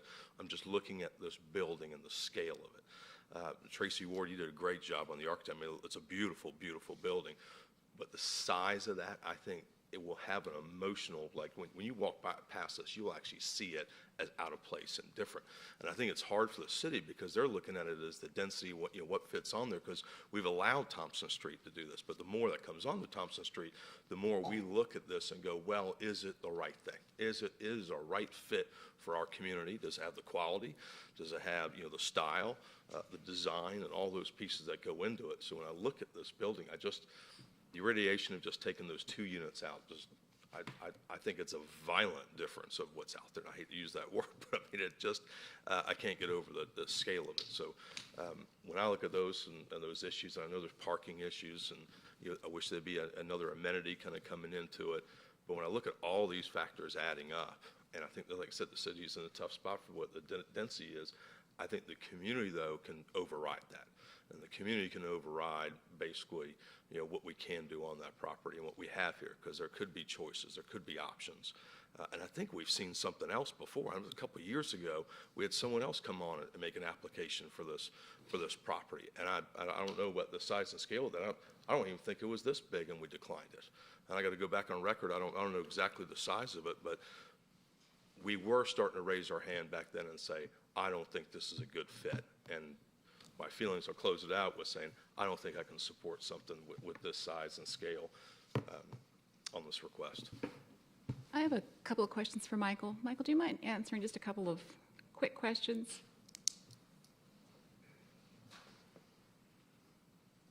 And these are hopefully pretty quick yes or no. Okay. Does the city currently or expect to in the future have any type of long-term strategic plan to address any stream flow? I don't know the answer to that question. Okay. There's no plan to look at that stream comprehensively. Maybe, we may discuss that, as a result of this meeting, but there's no active plan. Okay. Someone mentioned a waiver for this. Are they requesting any waivers? I think they were referring to the variance. The variances. Yeah. Okay. It's a variance to allow for the stream buffer encroachment. Perfect. And they're mitigating that by doing the stream mitigation. restoration. And the last one, is there any current provision that when something like that happens, that there needs to be some type of downstream impact study required in any of our applicants? Eric, can you help me out with that a little bit, please? For all of our stormwater designs, we do require the applicant to look at the downstream areas just to make sure that, the study comes out that what goes into the creeks is similar to what's going in there now. Okay. Once again, the ponds, what they do is they extend the duration of that flow, but they try not to increase that flow. Okay. From And so this applicant is being required to do this as well? Correct. Okay. That's essentially what the detention pod would do, is to hold the water back and then release it in a controlled fashion so it doesn't increase the volume of what is already entering the stream. Any other comments? I had one.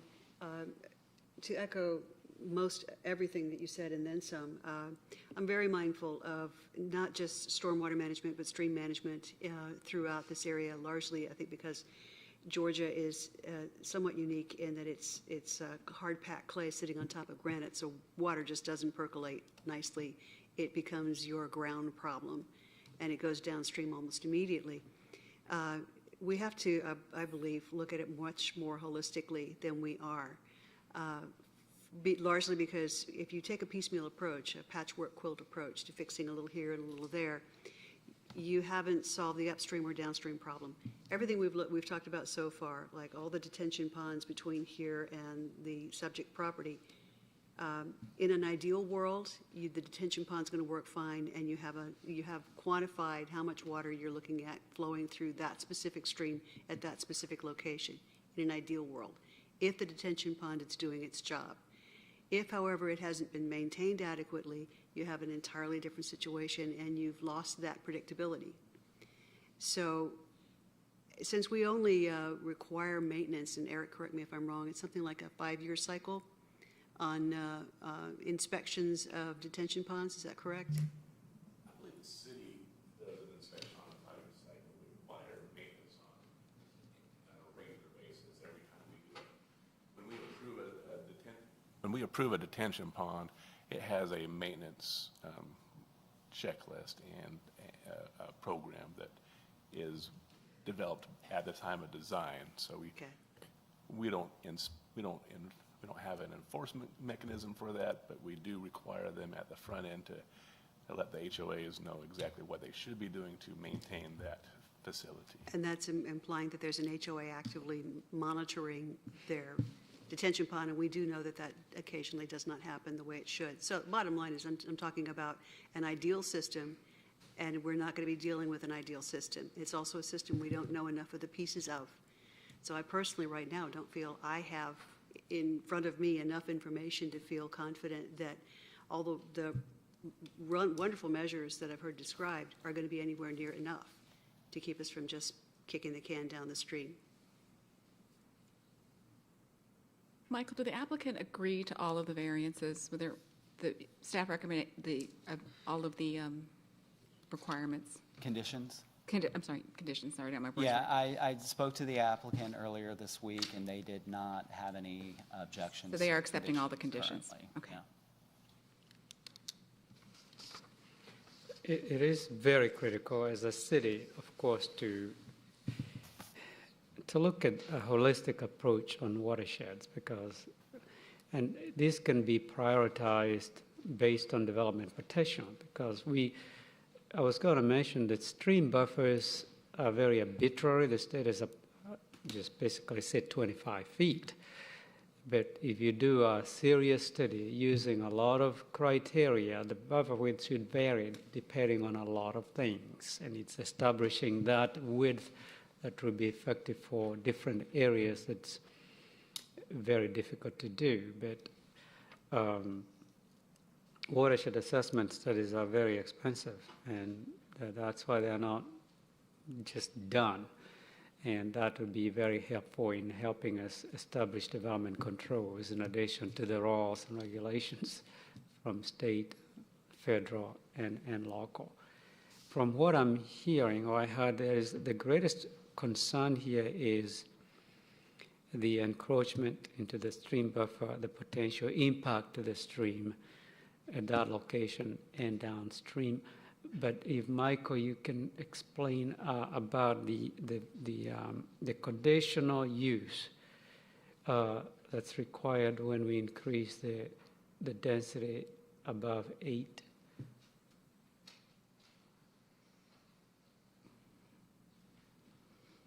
And the character of the building, which the Vice Chairman just mentioned in terms of size. What is staff's opinion on that? The size of the building, the way the building looks.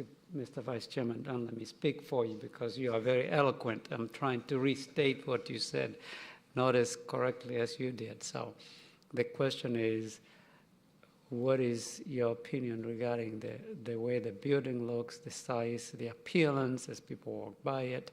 Was there any discussion, any consideration of the aesthetics or any questions from the public? Sure, we did look at the renderings that were submitted, and like I said, we, as well as residents in the area, were concerned with the scale and massing of the building.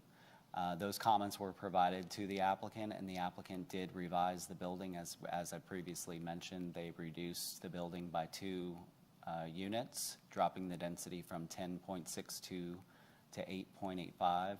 Since it's just over 8, it still has that conditional use to increase the density above 8. That's the purpose of the conditional use.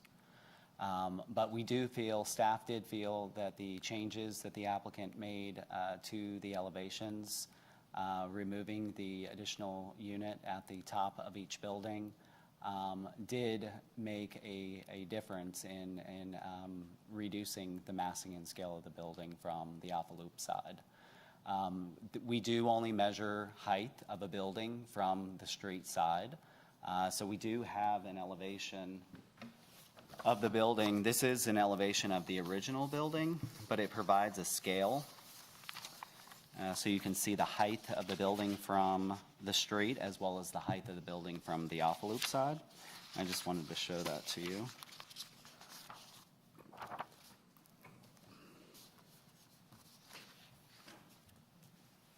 So again, this is the original building. This would be the Thompson Street side of the building, and this would be the Alpha Loop section of the building. So you notice this is the elevation that does have both units up on the 3rd floor. This is not the scaled back one, but I'm showing this to you for the purpose of this dimension. This is showing the front of the building at 40 feet.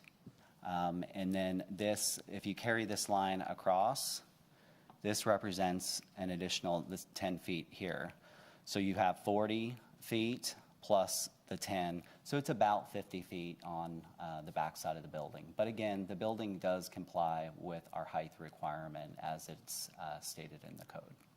It's in compliance with the height requirements. Yes, it does comply. I didn't hear much mention of the building itself from the public comments. But I heard you say that somebody emailed What is that? Is it my head? Okay. I did hear somebody, you had to forward a PDF to somebody who had not seen it, as the public had an opportunity to see the new design. Yeah, there were a couple of emails that I received earlier today, and one of the comments had specifically mentioned, I haven't seen the new building from the Alpha Loop side, from the rear side. And so I went ahead in my response to let that person know that we had received their comments and that we would include those comments with this file. I went ahead and forwarded a copy of a PDF of that elevation so they could see what it looked like. I did not receive a follow-up response. Okay, I'd like to hear some comments from you and Eric, possibly. The applicant mentioned that if, let's suppose, there was no request for an encroachment into the buffer, and the footprint of the building stays the same, because the height does not contribute to the impervious surface. But there is no restoration of the stream in any way. What would potentially happen? Is the city and the community getting a significant benefit for, I know they are, but let me just stay with my first question.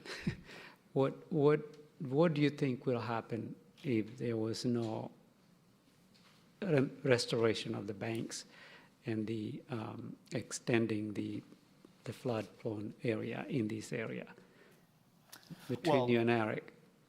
Yeah, I mean, I'm not a stormwater engineer, but I know enough about the stream situation there that if it's left in its current state, it will continue to erode the banks, and you will have those, the banks will continue to erode. The stream is trying to flatten itself out, so it's just going to erode those banks back because it's trying to get back to a stable condition. So if the applicant, I believe what the applicant said is that they reduced the size, the footprint of the building, they could build a smaller building, but there would be, with no encroachment on the stream buffer, but of course there wouldn't be any kind of mitigation required then on the stream. You do speak like a stormwater engineer. I've been, the stream stabilizing a few itself. lessons from our stormwater engineer. Anything? Can I ask a quick follow-up to that, though? I thought the mitigation was more tied to the removal of the impervious driveway at the 5-foot line. I thought that was going to be the requirement to remove that from the core. So you were getting into some details that are probably better answered by the applicant's engineer. However, there's mitigation for that as well as the encroachment that they're proposing of the building and their underground detention into the stream buffers as well. So there's multiple mitigation going on there.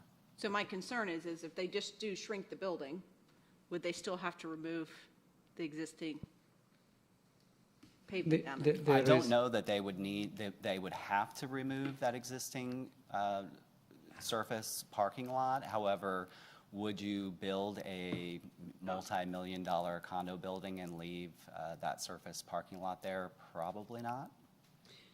In order to get into the stream to do any restoration, you have to have what is called a nationwide permit, which comes from the Corps of Engineers.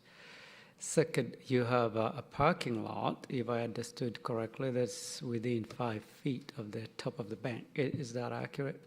Correct. And in order to remove that, you need a permit from EPD. Is that correct? That's correct. Yes. So that's what the permit is about. In order to go in there and demolish that parking lot and create more impervious cover, you need that permit to get in there. So, Excuse me, Michael, how much total impervious surface would this application add, and how much would it remove, and therefore what's the net? I don't have that total number offhand. I could probably look it up real quick. I do know that the existing impervious area of the surface parking lot is about 3,800 square feet.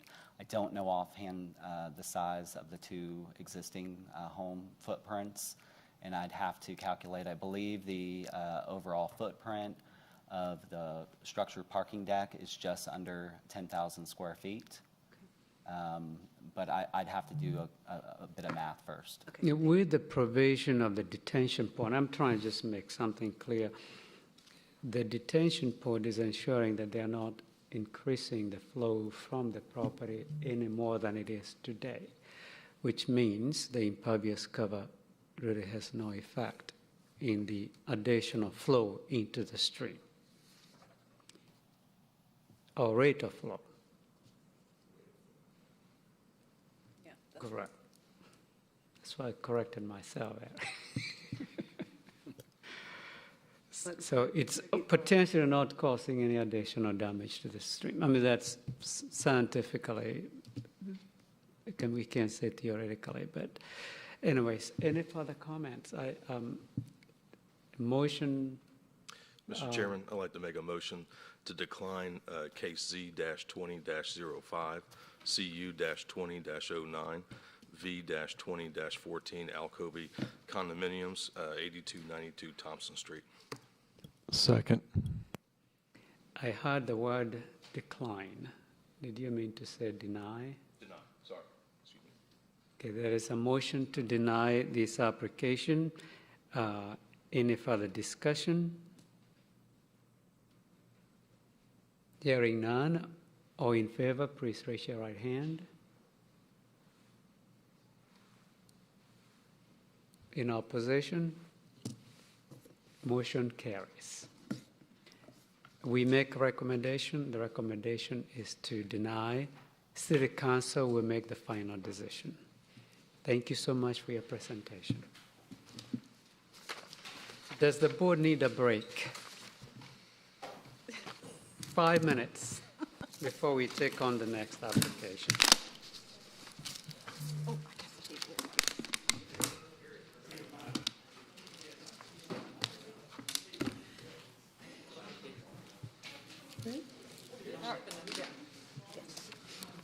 Bailey. Can I ask you a question while we're on break? Do we need to-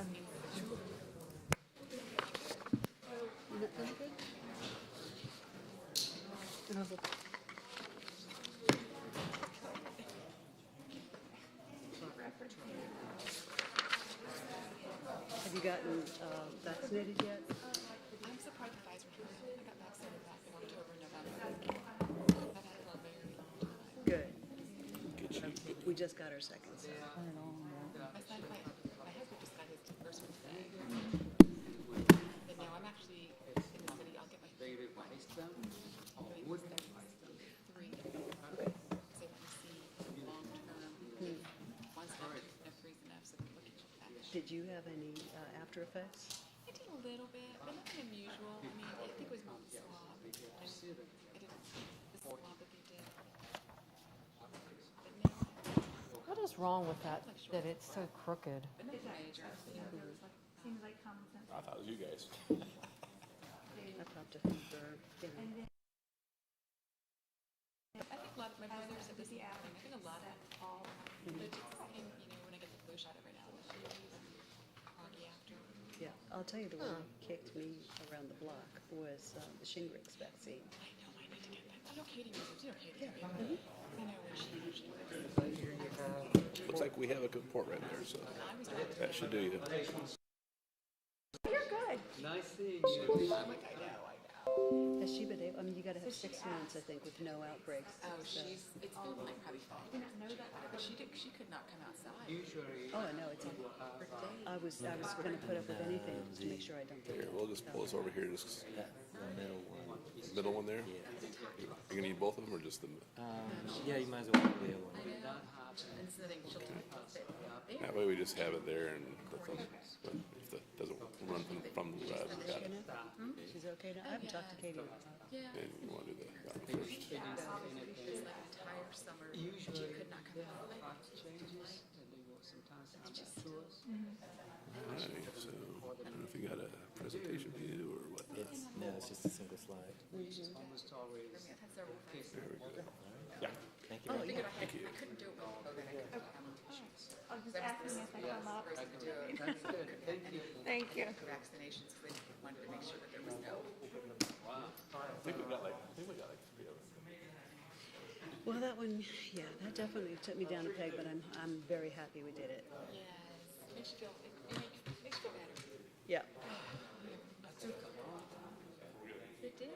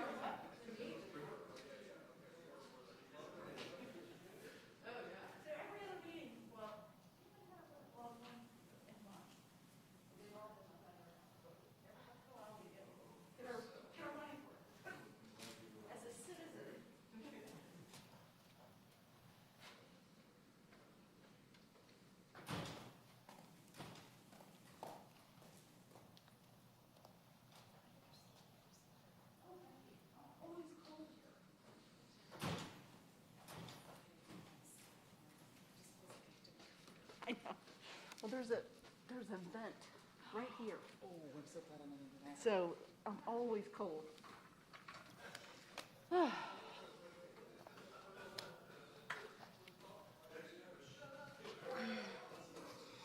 Make sure my kids are home.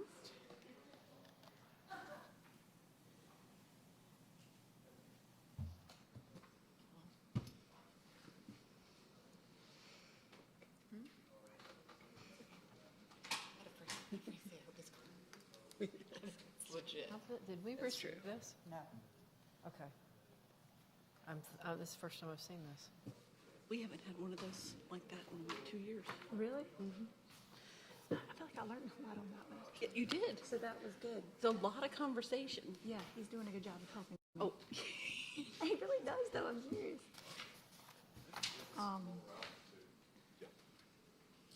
had to ask him. I was like, "Who is Eric?" And we keep referencing it. I know. He seems to be someone I should know. Okay. I mean, I have notes everywhere. It's so funny. Todd says that to me because what do you do with all these notes? I said, well, I throw them away afterwards, but like It helps me process the important Eric, things. write it down. But you do, as you go through these meetings, you learn more and more terminology. So I felt like, one question I have real quick before we start is, why is it not put online for them to render? Like, is it online or no? Like, as the projects come up with the city? They're not required to. They're not required to. They're only. Well, Eric, I know you're missing hockey. I wonder if we would have gotten more comments. No season.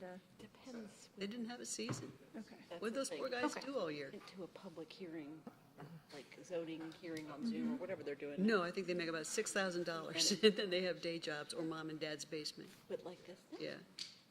the only 2 drawings that got are the minimum required. Yeah. But clearly, there's more time. Yeah. Yeah, you would have thought that would have been more, like, on their part. So, but we sit under event. I'm telling you. Taking over here. It's ridiculous. It's so, oh, yeah. Yeah, I know. I told my husband to turn the heat on today. He's like, why is it supposed to be 33 tonight? It is, it's cold though. Oh, gosh. Well, and we're, Should've brought a jacket. well, in the North Panhandle where the front came through, they actually got a dusting of snow. No way. Florida. Mm-hmm. Crazy.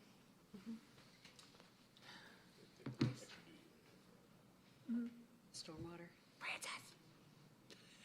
I can bet. And, my husband found out. Ellen. Oh.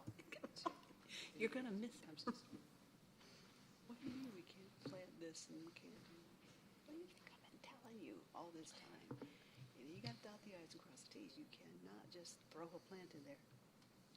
Years ago, a neighbor had planted a willow in that easement.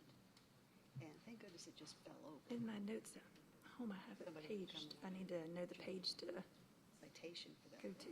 With those roots, I did the exact wrong thing, because that also turned out to be a sewer easement. No, she's there. Just talking. This meeting is in order. We have one more application to consider tonight, which is MP-21-02/Z-21-03/CU-21. I'll read the rest of it. The Bailey Northwoods. Miss Cook. There are Thank too you, many Chairman. numbers. Yes, thank you. The applicant is requesting a comprehensive land use plan amendment, master plan amendment rezoning, conditional use and variance to allow the Bailey. Mixed-use development on 4.72 acres. You can see the map on the screen. If the request is approved, it would allow for the construction of the Bailey, which is a mixed-use development. It consists of 145,798 square foot wellness center, 26,200 square foot retail restaurant, and a little over 3,300 square feet of co-working space, 104 room boutique hotel, and 37 for sale condo units served by below grade structured parking on 4.72 acres. The residential density that's proposed is 7.84 units per acre. And a comprehensive land use plan amendment is requested from corporate office to mixed use, and a rezoning is requested from O&I to mixed use. Master plan amendment is requested to the Northwind's master plan to add dwelling for sale attached to this particular pod, and amend the development regulations, and a conditional use is requested to allow dwelling for sale attached. Variances are requested to reduce the minimum lot size in the mixed-use district, increase the maximum impervious area, and reduce landscape strips. And as you can see, the property is at the northwest corner of Northwinds Parkway and Kimball Bridge Road. Property is currently zoned O&I, subject to Northwinds master plan, which was approved in 1986, but it's been amended on a few occasions over the years. The master plan was approved for approximately 4.3 million square feet. And here's the old master plan map. Kind of shows the area from 1986. But again, it's had several different amendments through the years. And there was the last one, there was one approved in June 2017 prior to this 2018. And that was for the Northwind Summit mixed-use development. Of course, that's at the corner of 400 and Haynesbridge Road. So there was a master plan amendment for that. In 2018, this particular property was approved for a master plan, and I'll put that plan on this master plan. In 1986, it's here. So you can see this is Haynesbridge here. This was the Summit, which was the master plan that was approved in 2017. And then we have the 2018 here, so along Kimball Bridge Road. And I'll put the plan up briefly that was approved in 2018. There's a chart actually in your application, in the staff report that shows the differences from the previous plan to the current plan. Again, adding the residential and the very large increase in the office is the difference. And I'll put the chart up here to show what's in your packet, the differences. So specifically with the Wellness Center, I don't know why this shows, there we go. With the Wellness Center, the previous approval was for 40,000 square feet. The new request is for over 145,000 square feet. The retail restaurant, 26,200 square feet is their current proposal, previously 12,800. Office, a little over 3,300, previously 10,000 square feet. Hotel, 104 rooms is the current proposal. The previous approval was 60 rooms, and it was always a boutique-style hotel similar to the St. Regis.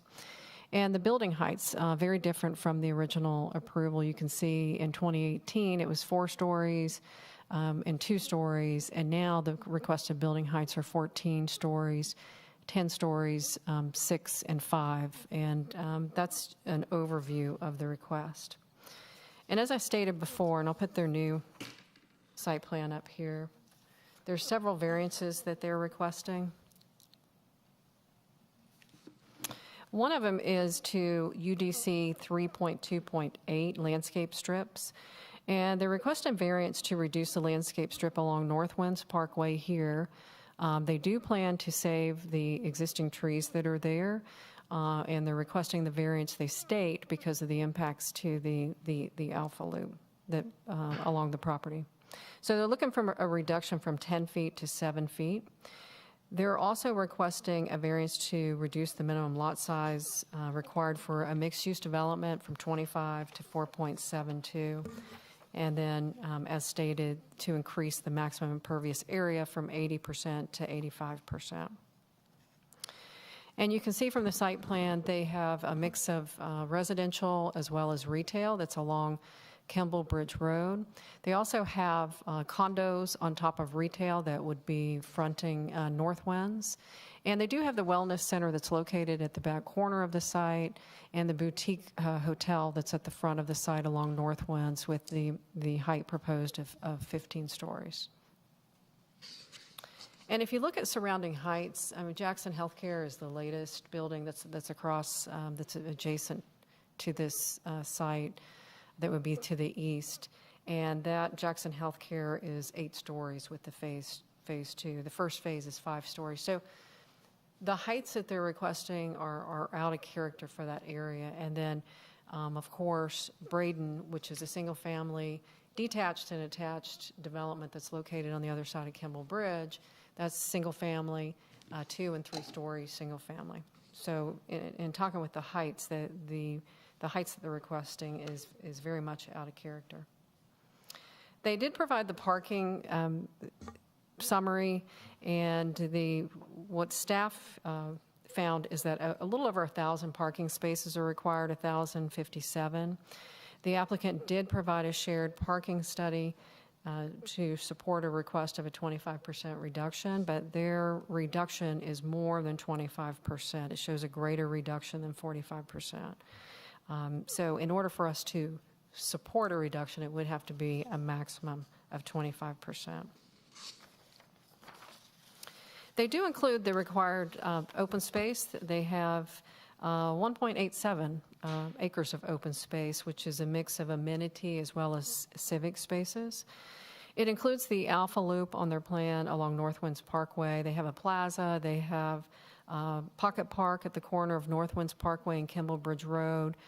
They have a pool deck, rooftop terraces, as well as balconies, and that counts towards their amenity space. And again, the Alpha Loop is depicted running along Northwinds Parkway. And the previous site plan had the Alpha Loop that was going through the back corner of the property and then came to the corner of Kemble Bridge. But since the 2018 approval, we did go back and we actually changed the location of the Alpha Loop. So I do have a blow-up of what that's supposed to look like now, what's been approved. And so they are in compliance with the changing of the location. So the site is here that's shown with the yellow star. So instead of having the Alpha Loop that came through the property previously, it has been moved to Northwind's Parkway. So they are in compliance with that. The traffic numbers were submitted. That was included also within your packet.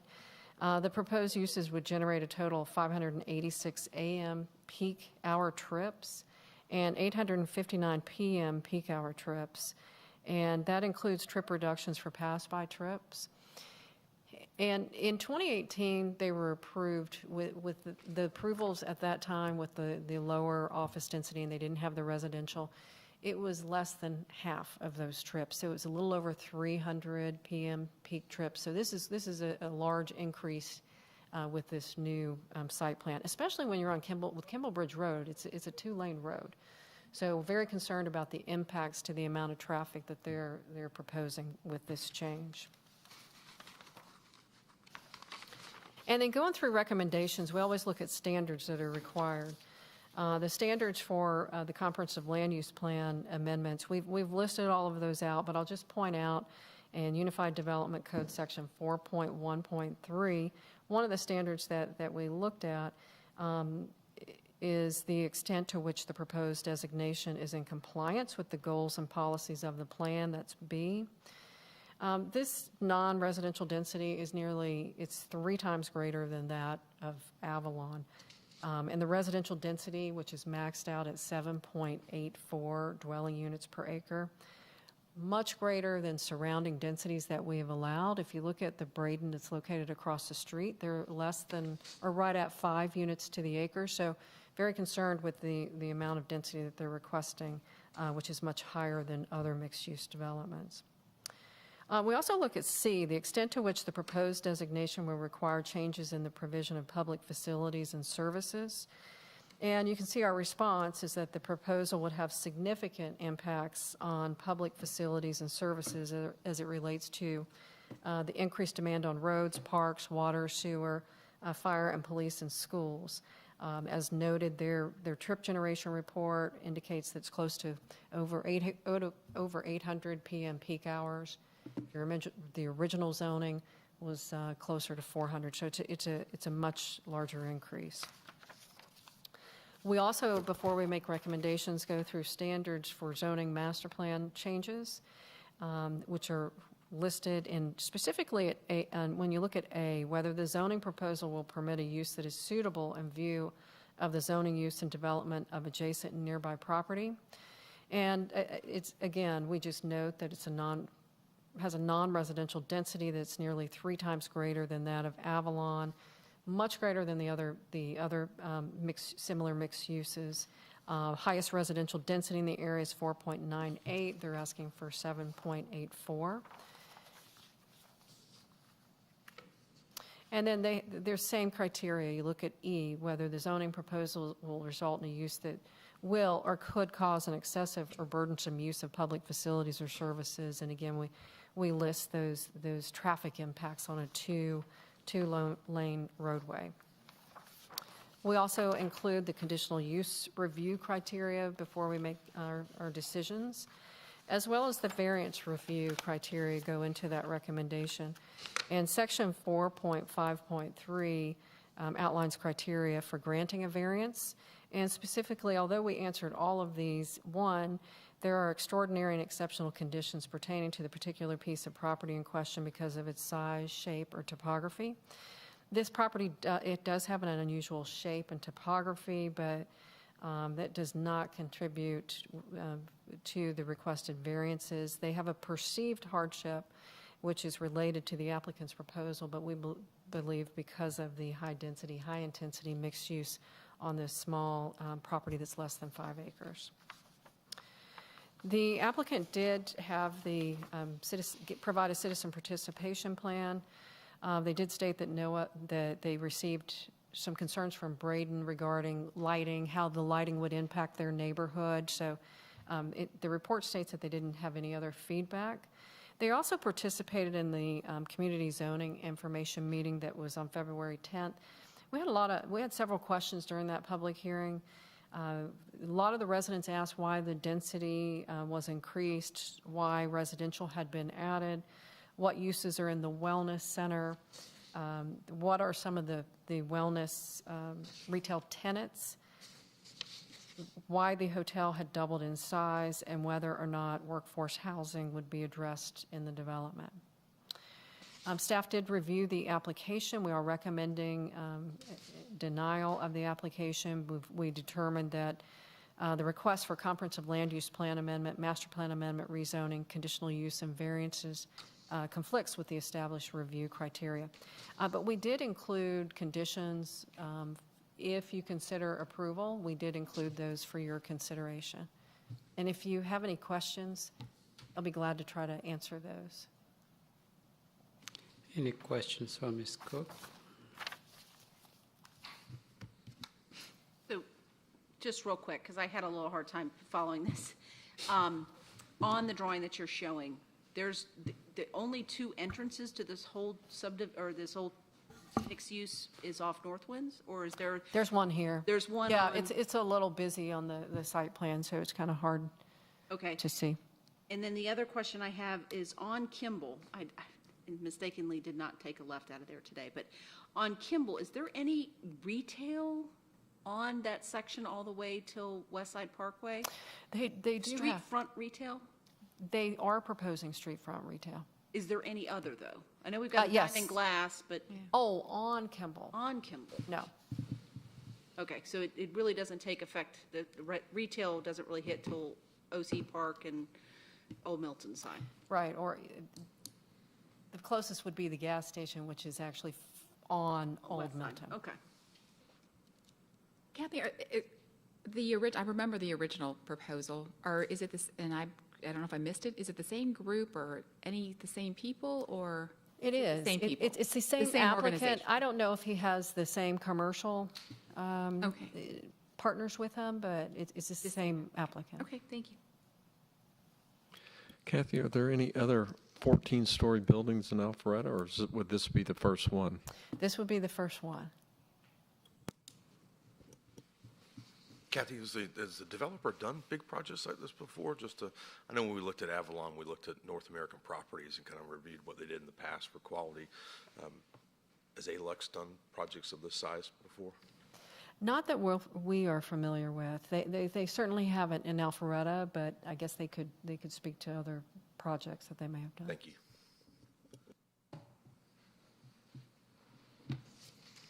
Any other questions? Hearing none, ask the applicant to come forward and make a presentation.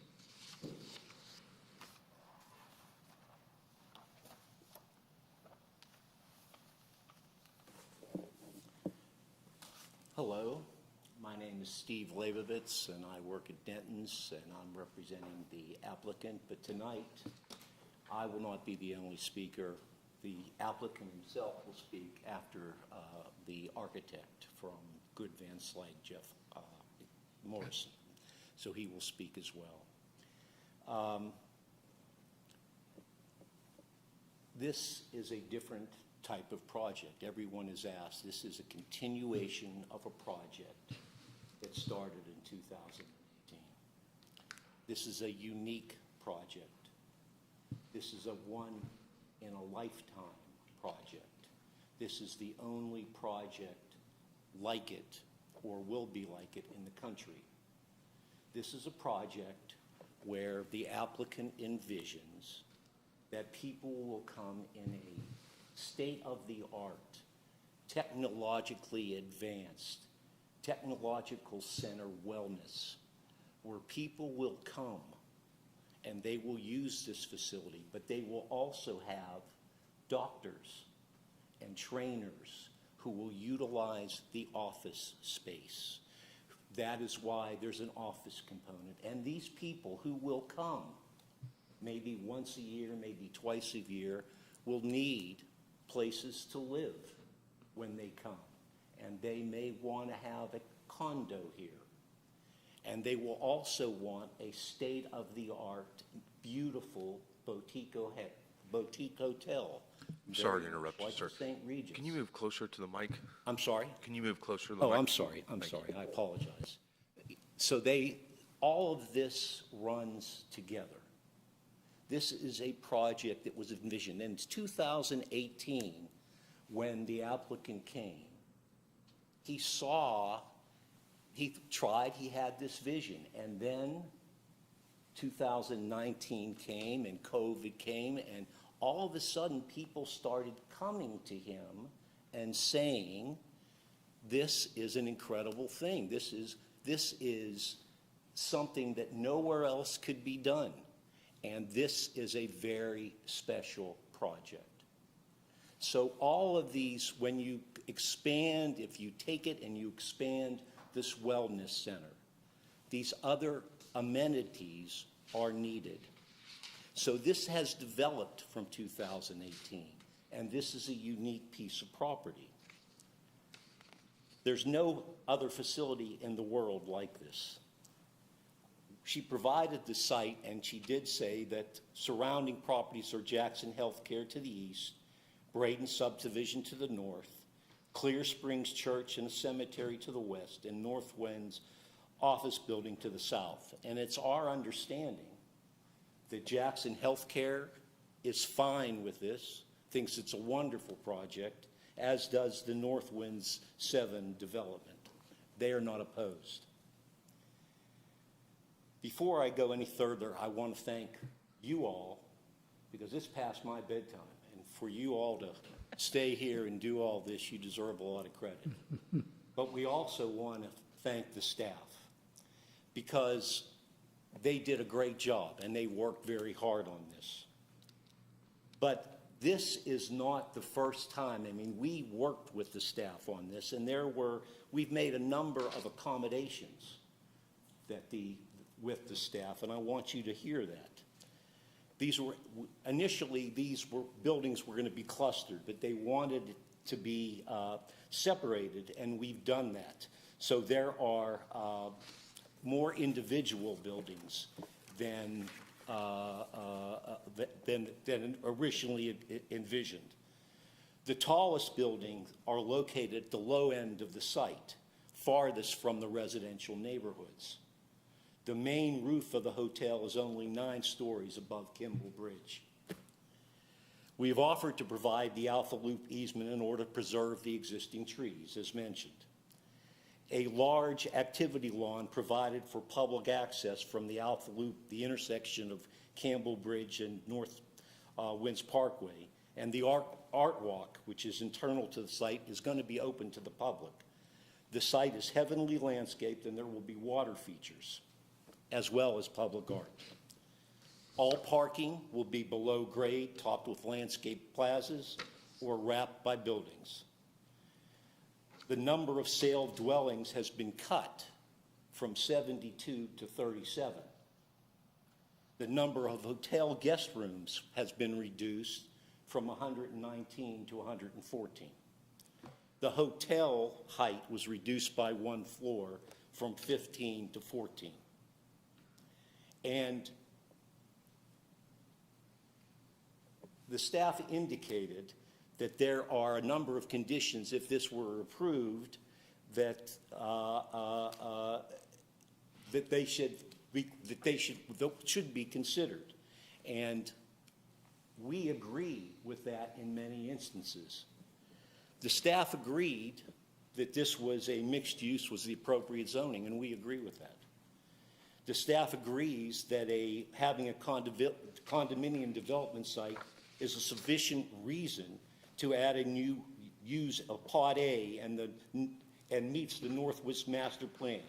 And the staff agrees to the swapping of hotel rooms for office density. So basically, this is approval amending the plan. The staff agrees that the project mix, which consists of that state-of-the-art wellness center with retail restaurant, office, and co-working spaces, a boutique hotel, and for sale condominium units served by structured parking could work on this site, even though the lot size for this is usually a bigger development. But this is unique. You will see this in the presentation that is being made by the Good Van Slyke architects, and they will show you this. The staff agrees that changing the comprehensive land use plan designation of the property from office professional to mixed use would be in line with the comprehensive development plan. There are a number of design-related features demanded by the staff conditions which a project of this quality would certainly incorporate. The staff found that the proposed development requires 1.472 acres of open space.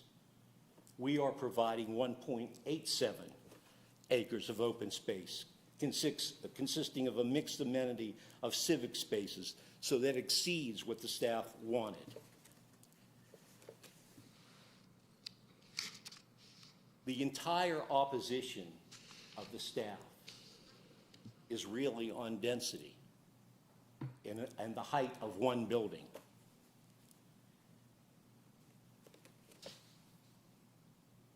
We can't accommodate that. And think about this. The economics of a real estate investment requires high-end, for this kind of development, requires very high-end amenities, and the quality comes at cost. Given what development is like in Alpharetta, large sites are becoming more difficult to find.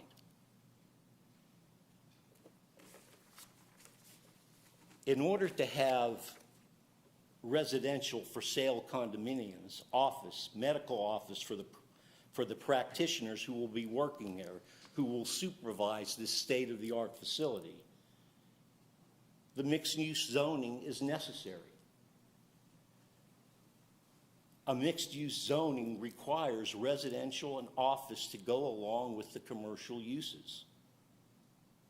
That's how the math works. The athletic facility, the office, when you have all of this, and when you're going to have doctors here working, they need office space. When you're going to have dentists for people who are going to be visiting this facility from out of town, you're going to need a hotel. We are making it so it will be friendly to the community. There will be retail on the bottom that will be open to the community, and it will service the people that will be coming here. We chose this because this is a unique site. We are not bothering the neighbors.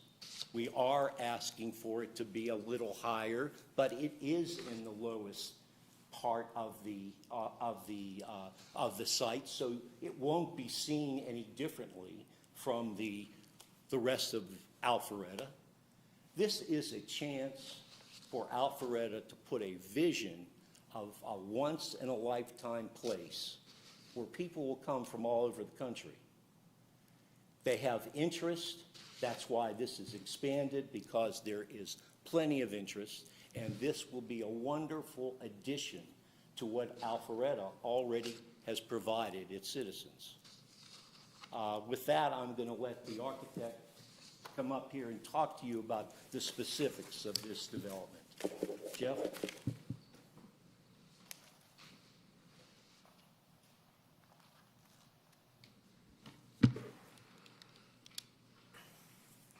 Thank you. It's a pleasure to be here. My name is Jeff Morrison. I'm the project lead architect with Good Van Slyke Architecture. And so I'd like to talk to you a little bit more about the design of this project. We approached the design with a goal to make a place that really embodies the dynamic mix of activities that are going to be occurring on this site, and also to engage the neighborhood and provide amenities that benefit the neighborhood and the proposed Alpha Loop. So up here on the screen is a conceptual and early rendering, and it is, as I said, it's an early rendering. We will be working with the Design Review Board regarding the aesthetics and the design of the exterior of the project and responding to their comments. But we wanted to share it with you today to give you a better overview of the massing and the intent of the project rather than just the site plan that was submitted. So this is the view with Northwind's Parkway in the foreground. The hotel on the left, as we said, is on the low end of the site.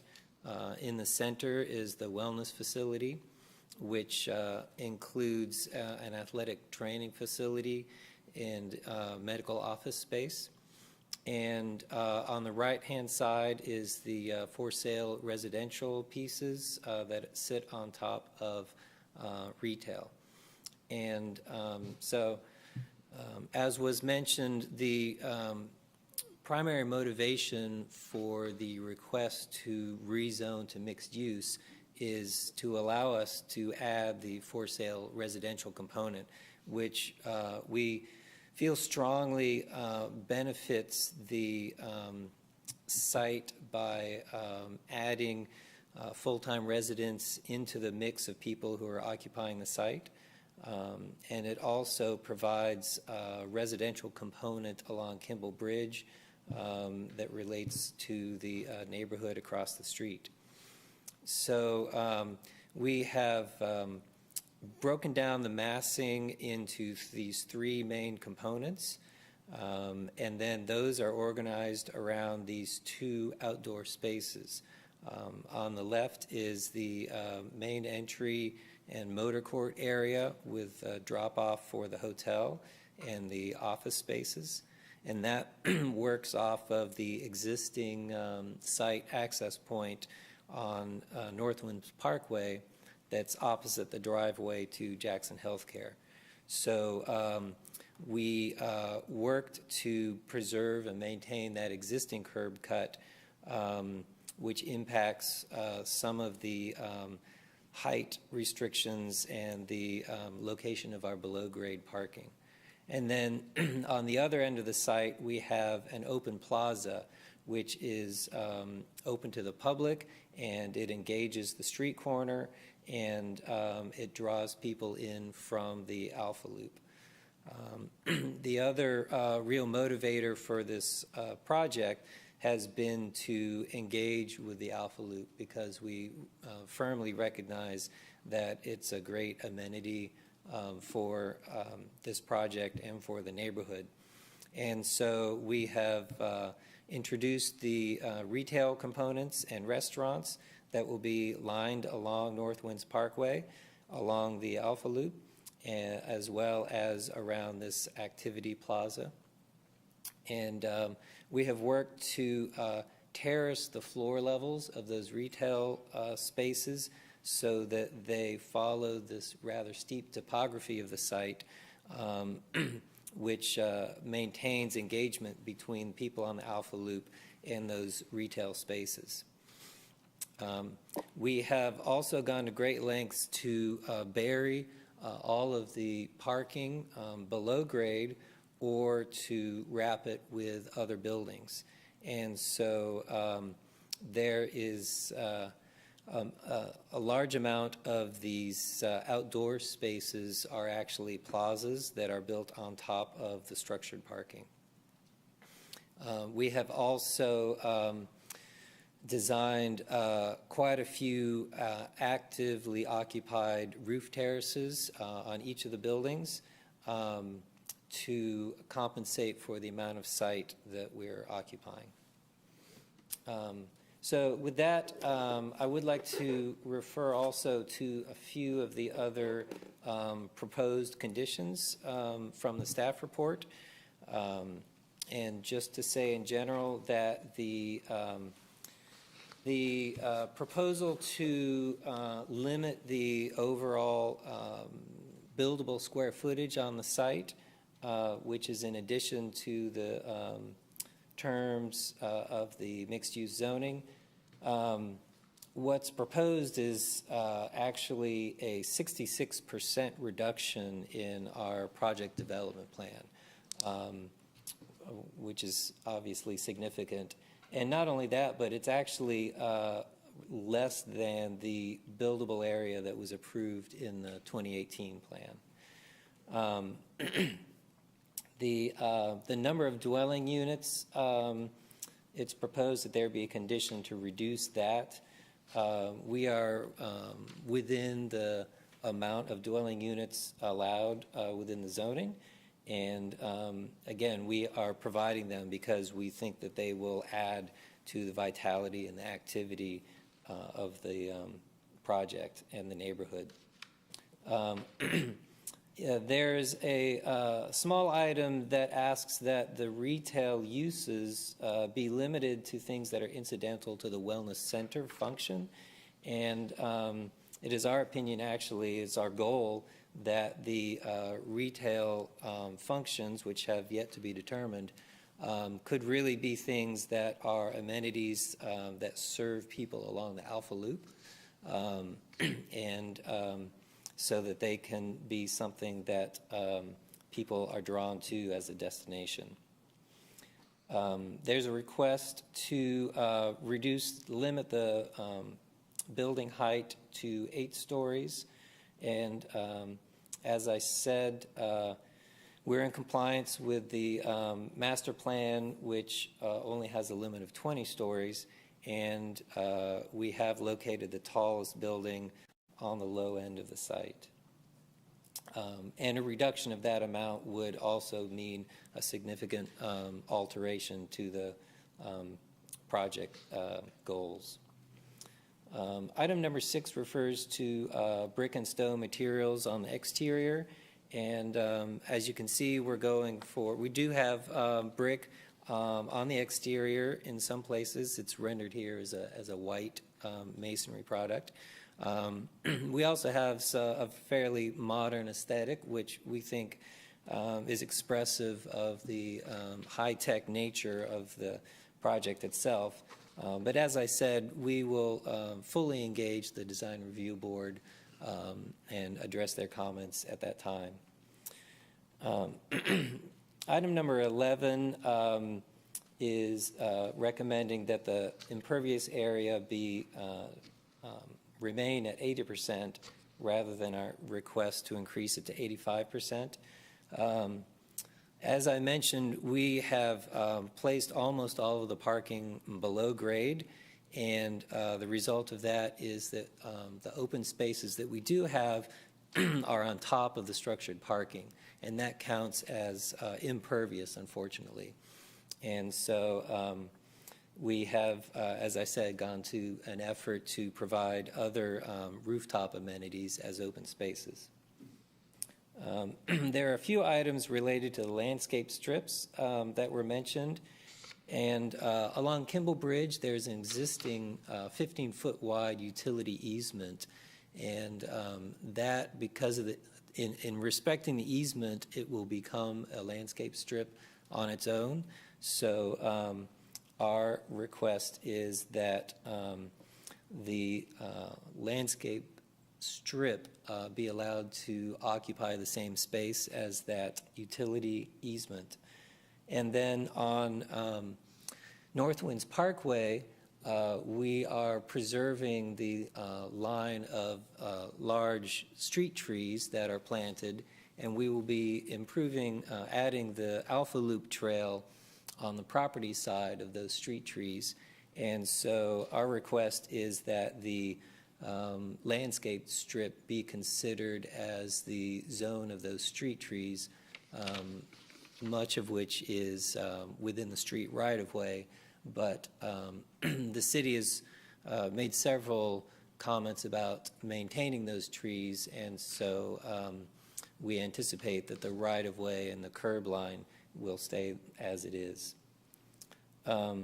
There's an item number 17 regarding dedicating right-of-way for streetscape and traffic signal equipment, and we can't comment on that because those have not been defined as of yet. Then there is a discussion about providing left turn lanes into the project site, one of them on Northwind's Parkway into the main driveway, and one of them on Kimball Bridge into the secondary driveway. On Northwind's Parkway, it appears that adding a center left turn lane would also require impacting those street trees. So we anticipate that there will be further discussion with other departments in the city as to whether or not to pursue that.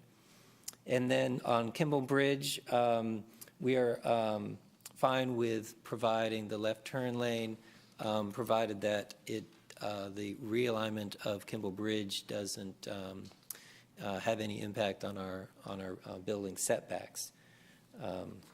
And then lastly, the Alpha Loop easement, we are happy to provide the easement for the Alpha Loop, again, with the understanding that the landscape strip would be between the Alpha Loop and the street and not on the property side of the Alpha Loop. So with that, I would like to invite over the project developer.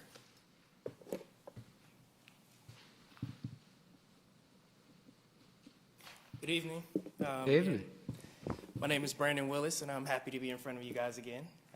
In 2018, I stood in front of you with goals and aspirations of developing that beautiful site. And in 2021, in the middle of a pandemic, I stand in front of you ready to build and the current owner of that site. So it's been a vastly different since the first time I was in front of you. Two things that I wanted to hit on is, one, when we initially started with our connections within the sports world, after 2020, there's been a large increase in the medical health field. And we have various doctors and other groups and organizations that really like the concept that we brought to the market and wanted to participate. With their additions of their build-outs and layouts and making it all merge in our building, that's what initially caused the square footage to go up, just trying to accommodate for the programming that we have.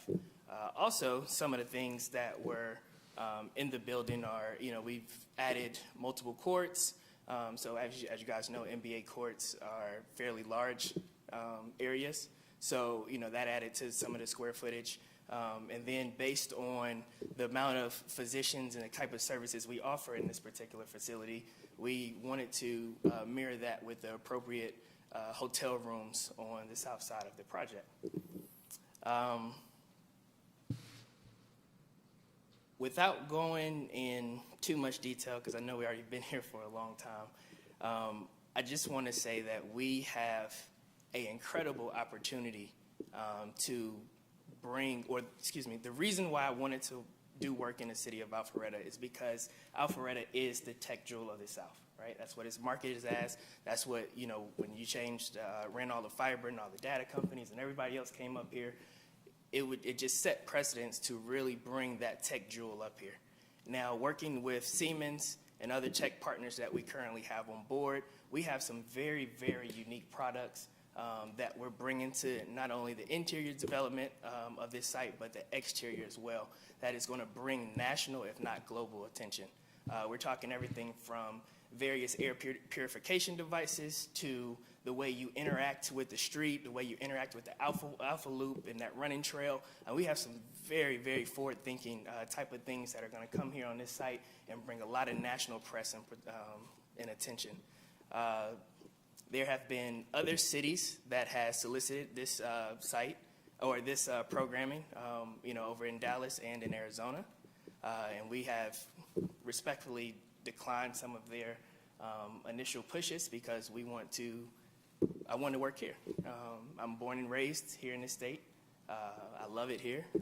Former military officer, came back to, you know, live here, and my dad was very big in the hospitality space. We own a lot of restaurants, and now, you know, I just felt it in my heart that I wanted to raise my children here and come back, and I wanted to be a member of the city of Alpharetta because I really love the neighborhood and what all is provided up here. And with what we have accomplished here thus far, I think that, it's something that was going to stand on for generations and generations as we continue to build on it and make this city better than what it currently is. So with that, I'll turn it back over to you guys. Thank you for your presentation. I do recall the discussion in 2018, and we, the board, and I believe council, liked the concept. In fact, over the last 3 years, I've been wondering, where is that wellness center? Because we saw a great addition to our city. I think one of the questions I had is there's a significant increase on the wellness center. If you can explain what necessitated that significant increase to 145,000 square feet. Yeah, absolutely. Our first original design, when we came here, the majority of that building was fitness equipment. The only medical component that we had was, I want to say, roughly under 15,000 square feet in that one massive building where the parking deck was right on the street and took up a vast majority of it.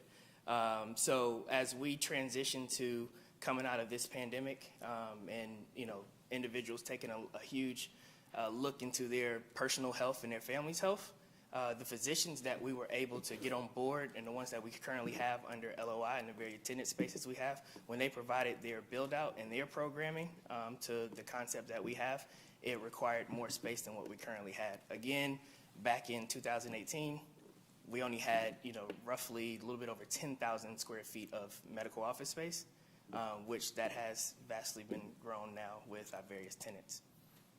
I think in the past I have made this comment, and Kathy probably remember, the mixed use, large use is very new. It's at infancy, and it's when you try to combine several uses in one area, you're trying to complement each other, basically, or you have the primary, then whatever would support it. But it is hard. I know it's not a perfect science to determine the exact square footage for each of the proposed other uses that complement the primary, which I believe in this case is the wellness center. Can you walk us through how you determined how many condominiums, how much retail, what type of retail, what type of units in terms of condos? What was behind? Maybe the architect may explain that better to give us a better understanding of how you go about or went about determining the amount of space you need for the various uses. Yeah, absolutely.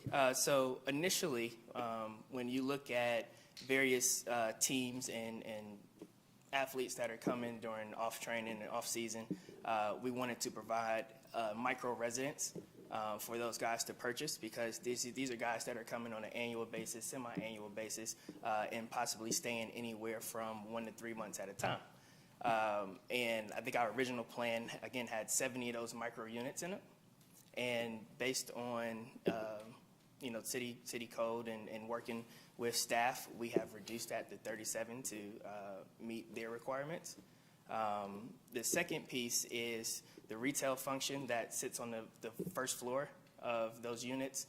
We really wanted to engage that alpha loop, really wanted to engage the community, so we did everything from fast casual restaurants to include gourmet coffee shop, juice bar, all the way up to a couple of fine dining establishments where we're looking at some more nationally known, or one nationally known pretty big brand that we're currently in talks with. And just to kind of give a mixed use of kind of just a food haven on site. Secondly, when you get into the wellness center, you have various aspects of that center. One is the medical and beauty spa. You have the orthopedic surgery group that's going in there. You have the one floor that's dedicated towards the training of professional athletes. You have the performance analytics, state-of-the-art performance analytics floor. You have a private club, members-only club, that's located on the top floor of this building that combines all the medical services that we have in this particular building under a club membership. And so, just diving in that a little bit more, some of that square footage, on those top two floors are allocated towards them. And when you talk about mixed use, I want to take it a step further and say, like, our ultimate goal outside of the athletes is to find the ultimate embodiment of you, right? Bespoke healthcare is kind of what we're calling it and marketing it. And what that is pretty much looking at your overall life, everything from healthcare to financial services to the welfare of, how you treat your kids, the genetics aspect of your life, and kind of mixing all of this together and giving that type of information to your primary care physician to look at your overall wellness. I'm not a doctor. There's a lot of individuals that are behind us that can speak a lot more in depth into this. But we, again, going back into this very unique concept that we're bringing to the market, that's kind of some of the things that it embodies. So, and mind you, some of these, tenants their services are open to the public. So you don't have to necessarily just be a member to have some of these benefits. But, just looking at the programming they brought to the table and kind of how we make that work in our building, that gave a really nice tenant mix within the wellness center. Then when you get to the hotel component, the room counts that we have, some of these groups have, especially the Orthopedic Surgery Center, they have clients from all over the country that fly in and get services done, whether it's, working on ACLs, working on, back and spine problems, neck issues. So with that, we got a mix of how many groups that they're flying in. As we kind of went through the room count, we initially came up with 120. Again, we reduced it down to 104 in our hopes of working with the city and being on the same page. But when you look at, from, like I said, a national standpoint, all the individuals coming in, we do support, currently what we have drawn.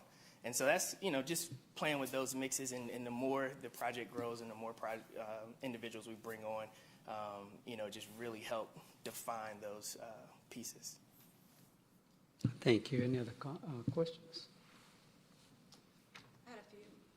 It was mentioned that you're having people come from all over the country. So how are you actually gauging this interest? Like, what specifically is giving you these numbers?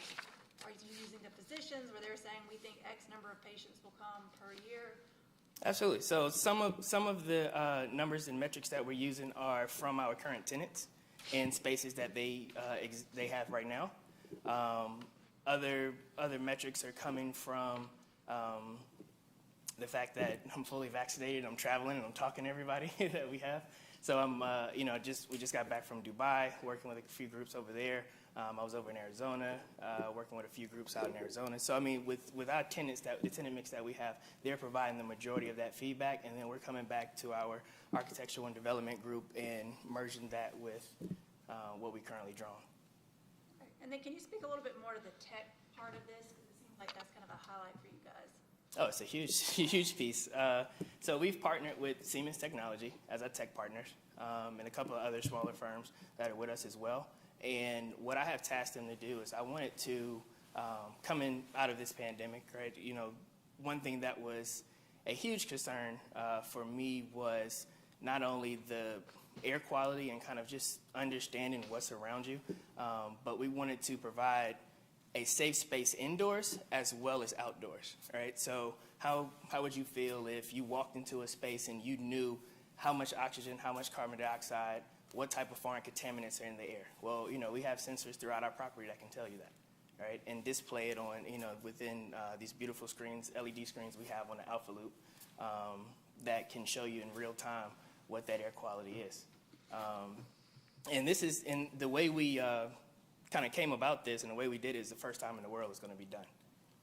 We've been working a few years on it. We're very far along with this piece of technology, and Alpharetta is the first place in the world, I'm saying it on record, where it's going to ever be done. So we're extremely excited about that. And again, it's multiple things on this project tech-wise that some I'm under NDAs and can't release right now, but some I can talk about. Yeah, and last piece on the tech, which I don't think you can we put the rendering back up on the big screen, please? So the last piece is that we kind of really didn't hit yet.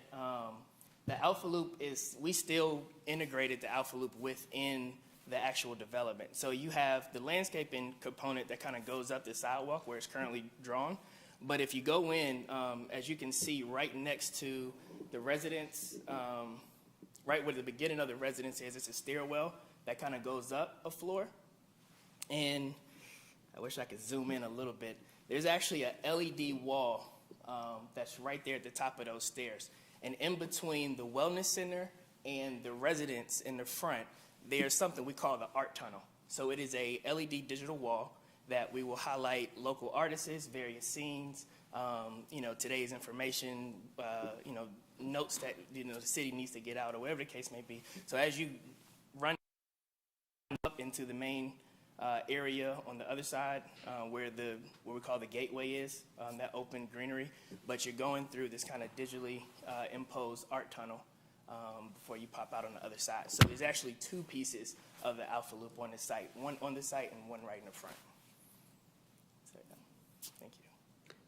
We love the concept, and we like being first and setting the world standard on everything. We also respect staff's opinion.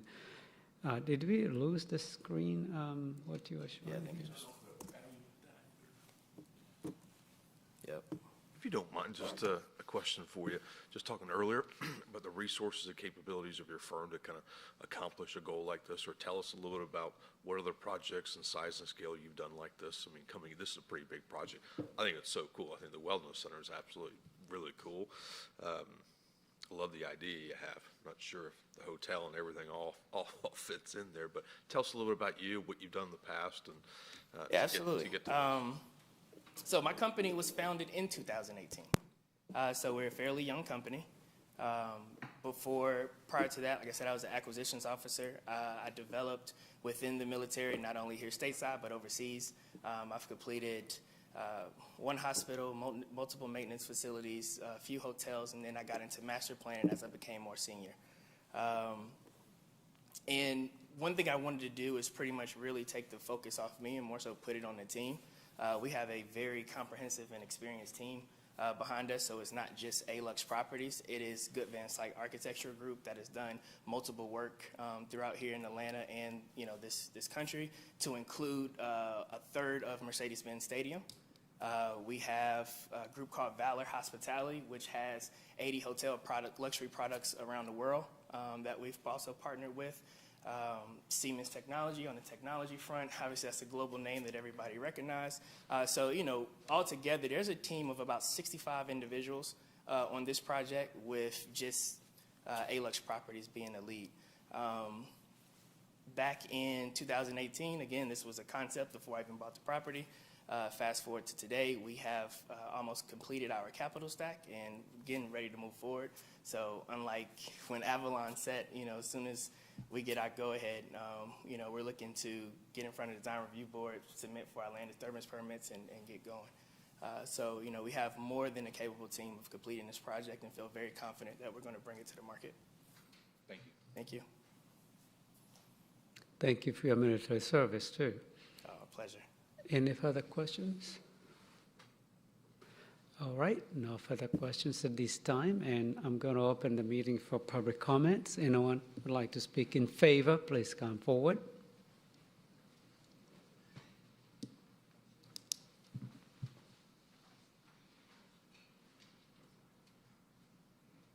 Hi, my name is Andrew Barge. I live at 535 Hanlon Way in the Braden community, so it would be right across the street from this place. And yes, I'm speaking in favor, not opposed. Never been here before, so first time. Thanks for all you do. This has been very interesting. So right now I would say, Kimball Bridge kind of feels like a dead zone. I mean, from Braden to West Side Parkway, you have a glass company, the church with the cemetery. That I never see anyone in that church, so I don't even know if it's still an active congregation. Then you also have the dilapidated school that's been pretty much abandoned as far as I can tell. And then you got a community at the corner of Kimball Bridge and West Side Parkway. So I guess I would say outside of Braden, Kimball Bridge is not really a nice stretch of road. There's really not a lot there. I kind of bought my property, so I have the first house in the neighborhood. I'm right behind the sign. My front porch will be looking at this property every day. I would much rather look at this than basically an empty field in Blight, in my opinion, to be quite honest with you. So I think this is a really awesome, transformative, development. I would nitpick a little bit on your KPIs. You talked about, how it's too dense.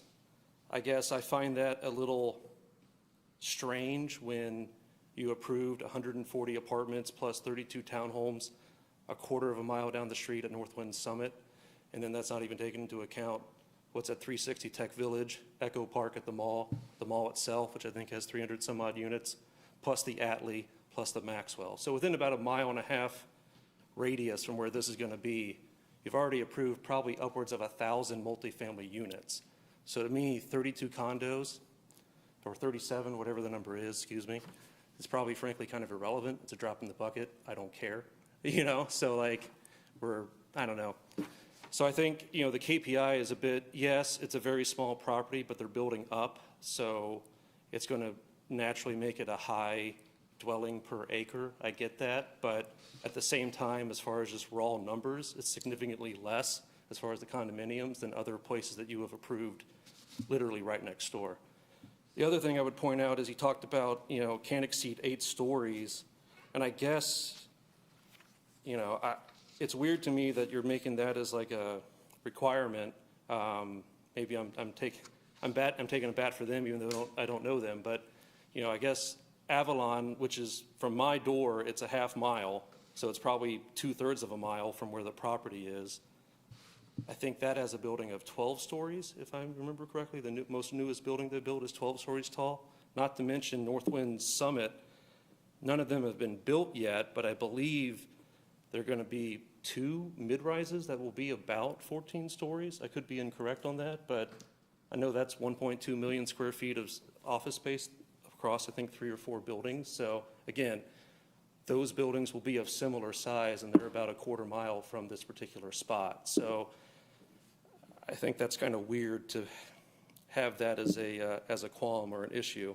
So then lastly, I would say, I'm taking up too much of your time as is, I feel like the city's done an amazing job, and it's why I moved here from Roswell, because, God, you can't get anything built in Roswell. So I moved here because I like transformative, awesome projects like this. This is going to drive my property value up, not down, and I feel like the city needs to allow more projects like this, and then it also is going to be a cohesive kind of, I guess, stitch on the Alpha Loop. So, you've done an amazing job with Avalon and City Center, part of the reason we moved here.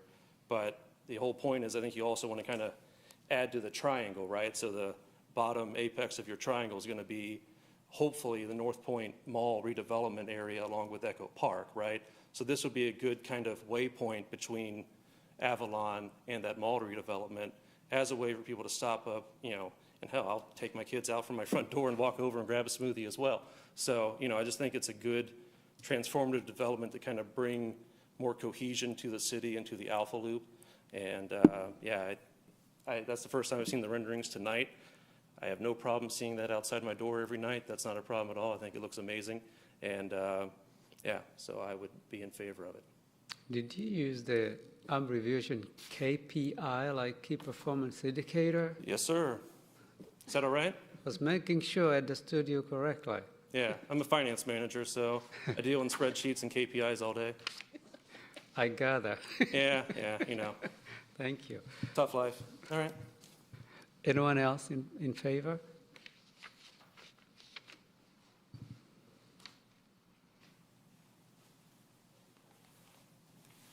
Good evening, everyone.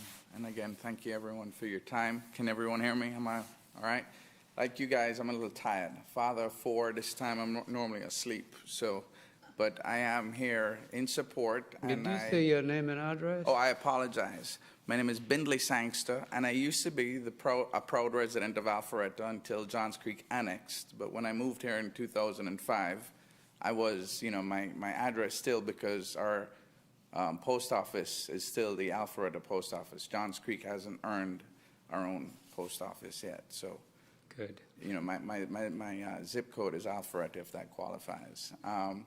But yes, I'm here in support of this project, and I know that there are a lot of variables around this project that are not ones or zeros that you guys at council are accustomed to looking at, height, density, There's a lot more to play in this project than just density and, what the mixed-use zoning is. To your point, sir, this is going to be a one-off. This is going to be a unicorn. And I think that it would be in the city's best interest to, find solution. And like the developer, I too am ex-military. I was a Teams member, and you asked a question, how did the numbers come about to justify, the amount of amenities like, the restaurants and the square footage and all of that. And, as a unit, Special Forces, we had to have enough people. We had to have one medic, we have to have one, everybody had to play their role, right? And there had to be enough because not everybody could carry a gun. Somebody had to cook the food. Somebody had to take care of the wounded, somebody had to take care of the accounting or nobody would get paid. So there is a special equation as to how you figure out how much square footage is required and then how much amenities surround that. And I think to, Mr. Wheelis's point, there's an amazing team behind this project that are figuring out what those right numbers are. I'm not that smart guy, but I do know that being his friend, I know that, you don't have to be the smartest guy, just have smart people around you and you'll do really good things. So I just ask that you guys really give this project good consideration because I think it brings a lot of value, not just to the city, but to the state as well. So just wanted to put my 2 pieces in and say thank you very much and good night. Thank you for your service and thank you for your comments. Thank you, sir. Thank you very much. We will stay here as long as it takes to hear everybody. These are important projects. That's why we don't rush them.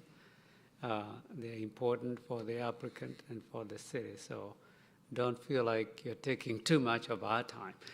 Anyone else in favor? Seeing none, anyone in opposition? None in opposition. I will turn these back to the board for a motion, discussion. I did have one question for Kathy to clarify. I'm sorry to ask you back. Sure. And then.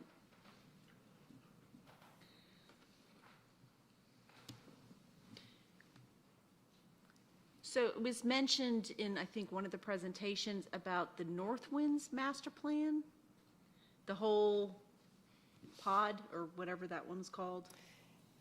You mean the previous approval in Northwinds? No, the whole. Sure. Yeah, the big one. This one. With lots of old writing on it. Yes. From the 1980s, yes.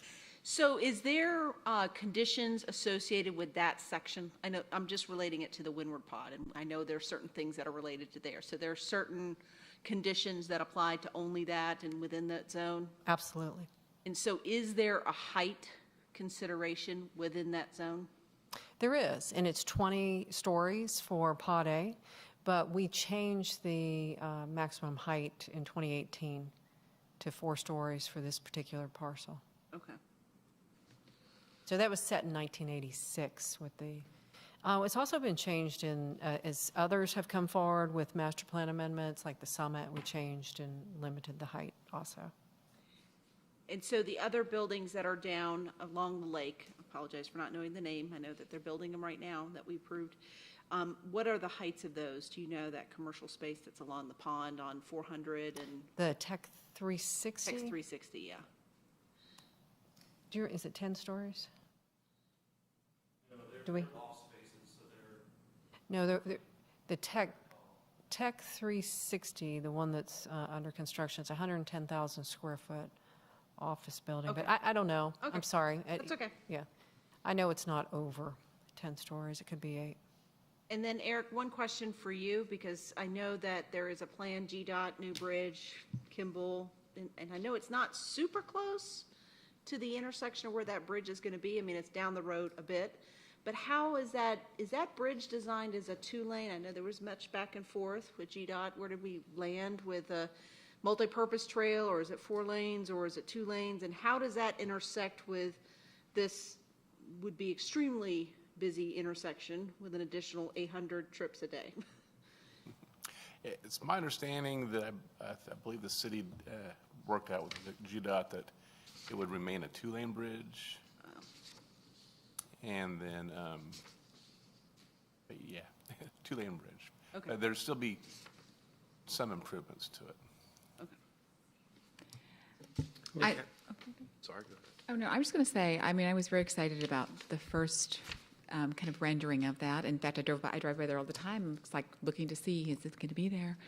I just think this is very brave new world, and I think it's a great concept. I just think that where the city is and where this project is, there's just a lot of in between that needs to be. What the city vision is and what this vision is, as spectacular as it is, I just feel there's just too much space. And I think it's a great project. I think it eventually will happen, but I think there just needs to be more collaboration with the city. The city is, to me, the reason we came here, it has very methodical, smart growth, and I just believe that as wonderful as this project is, that there needs to be more collaboration. Kathy, if you don't mind, the hotel, there's a lot of sensitivity, a lot of dynamics behind adding a new hotel to the city. I think there's two just close to this across from Avalon. I know the Hilton just opened up on Windward. Correct. Is the city approving a new hotel here? I know there's different dynamics, but was that any intention to add another hotel?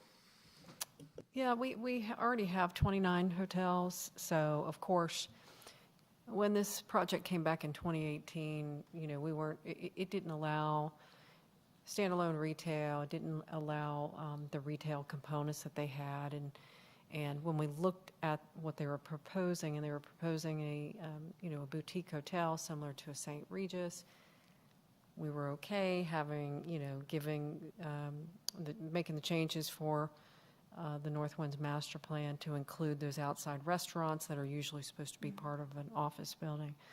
But one of our biggest concerns, even in 2018, was the size of that hotel, and that's still a concern that we have.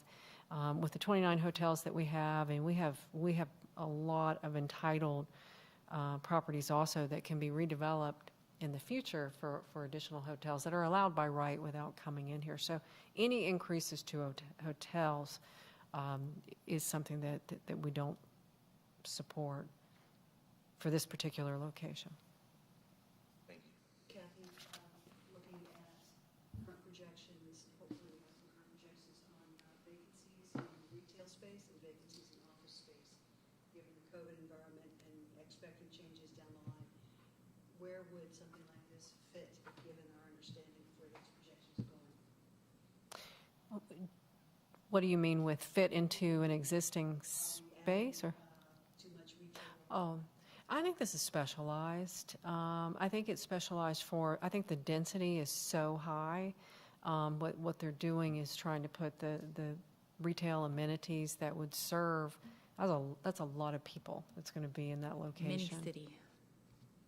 So I do think it's probably just so much density that they're putting there that can support that.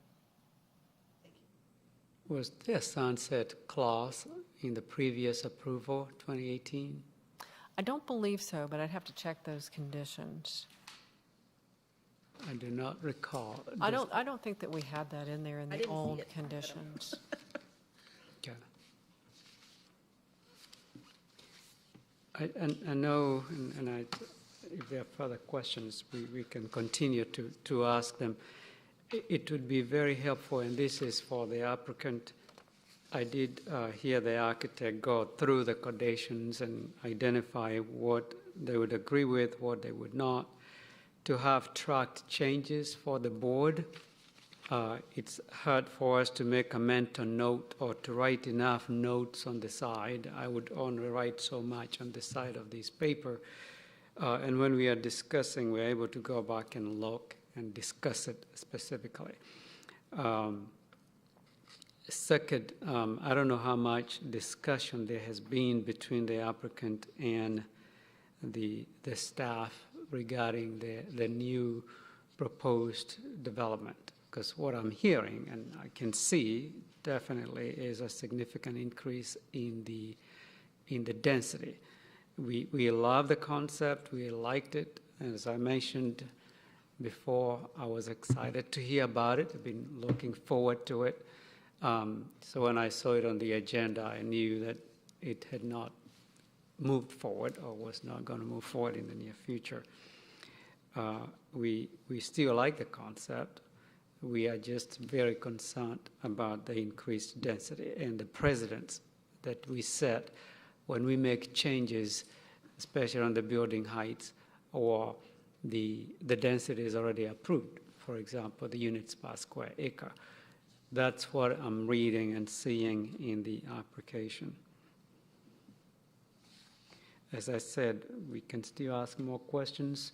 Projects like this take a lot of time to develop. They involve a lot of money, a lot of people. So our time here is so insignificant compared to the amount of time our staff, the applicant, has put into, and the impact of any decision that's made here. So we have to deliberate. Of course, we review it and ask questions so we can come up with the best decision. But I don't know to what extent there's been discussions about what would be, the condition do go towards where staff would have felt comfortable to approve these, to recommend approval.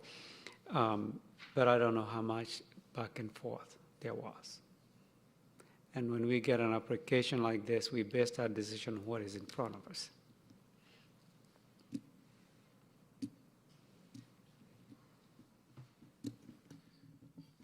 I guess I'll put that in form of a question, so I can ask you to come back. Yes. Yes, we have been in discussion with the city staff repeatedly. We've had a number of meetings with Mr. Woodman and Kathy Cook, as well as the traffic engineer and the city arborist and the fire marshal. And we have known that our project's ambitions were going to be stretching the letter of the zoning, and that so our the intention of our meetings was to get some ideas of what would be amenable and what would be acceptable. And then we did get to a point where the staff gave us the advice that what they were comfortable, or what they were reacting to mostly was the overall size, building square footage, and that what they would be comfortable with was the limit that's indicated in their recommendation, which was unfortunately lower than something that we could see as a path forward for our design. So other than that, we have been trying to work with the city and keep and provide a project that everybody can be in favor of. Thank you. Any further discussion, motion? Mr. Chairman, Kathy, I did have one question about condition number 5. It says maximum building height shall exceed 8 stories. Is that correct? Shall not. So the not is left out. Critical word. I'd just like to make one comment. Just through this process, it's really important when we have kind of a vision or a developer that comes to the city and works with our staff, that we have that agreement, we have that kind of collaboration, because there's so many different dynamics in making the project work, especially something this big. I think we always kind of look at when any recommendation we have here, we always want to have that collaboration and agreement all the way through. So there's so much different points that has to be worked out. So I hate seeing the city not on board with something that like, you have different reiterations. We always look at this, but I definitely ask the developer to kind of go back and meet with the city and work through whatever issues they have.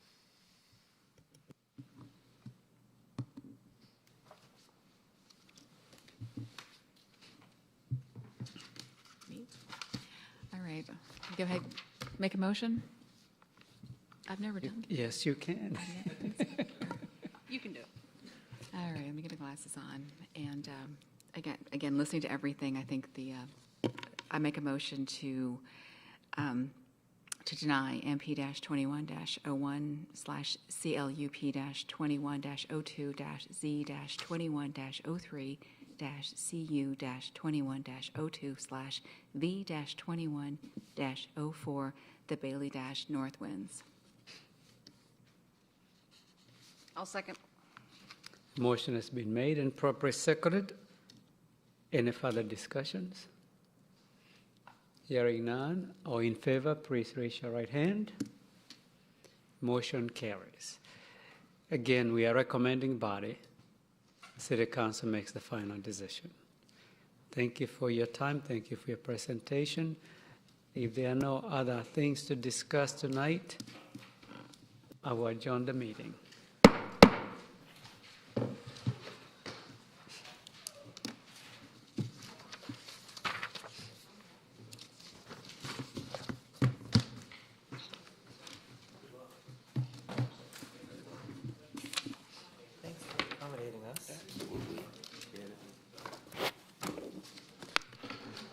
At least the battery lasted long enough.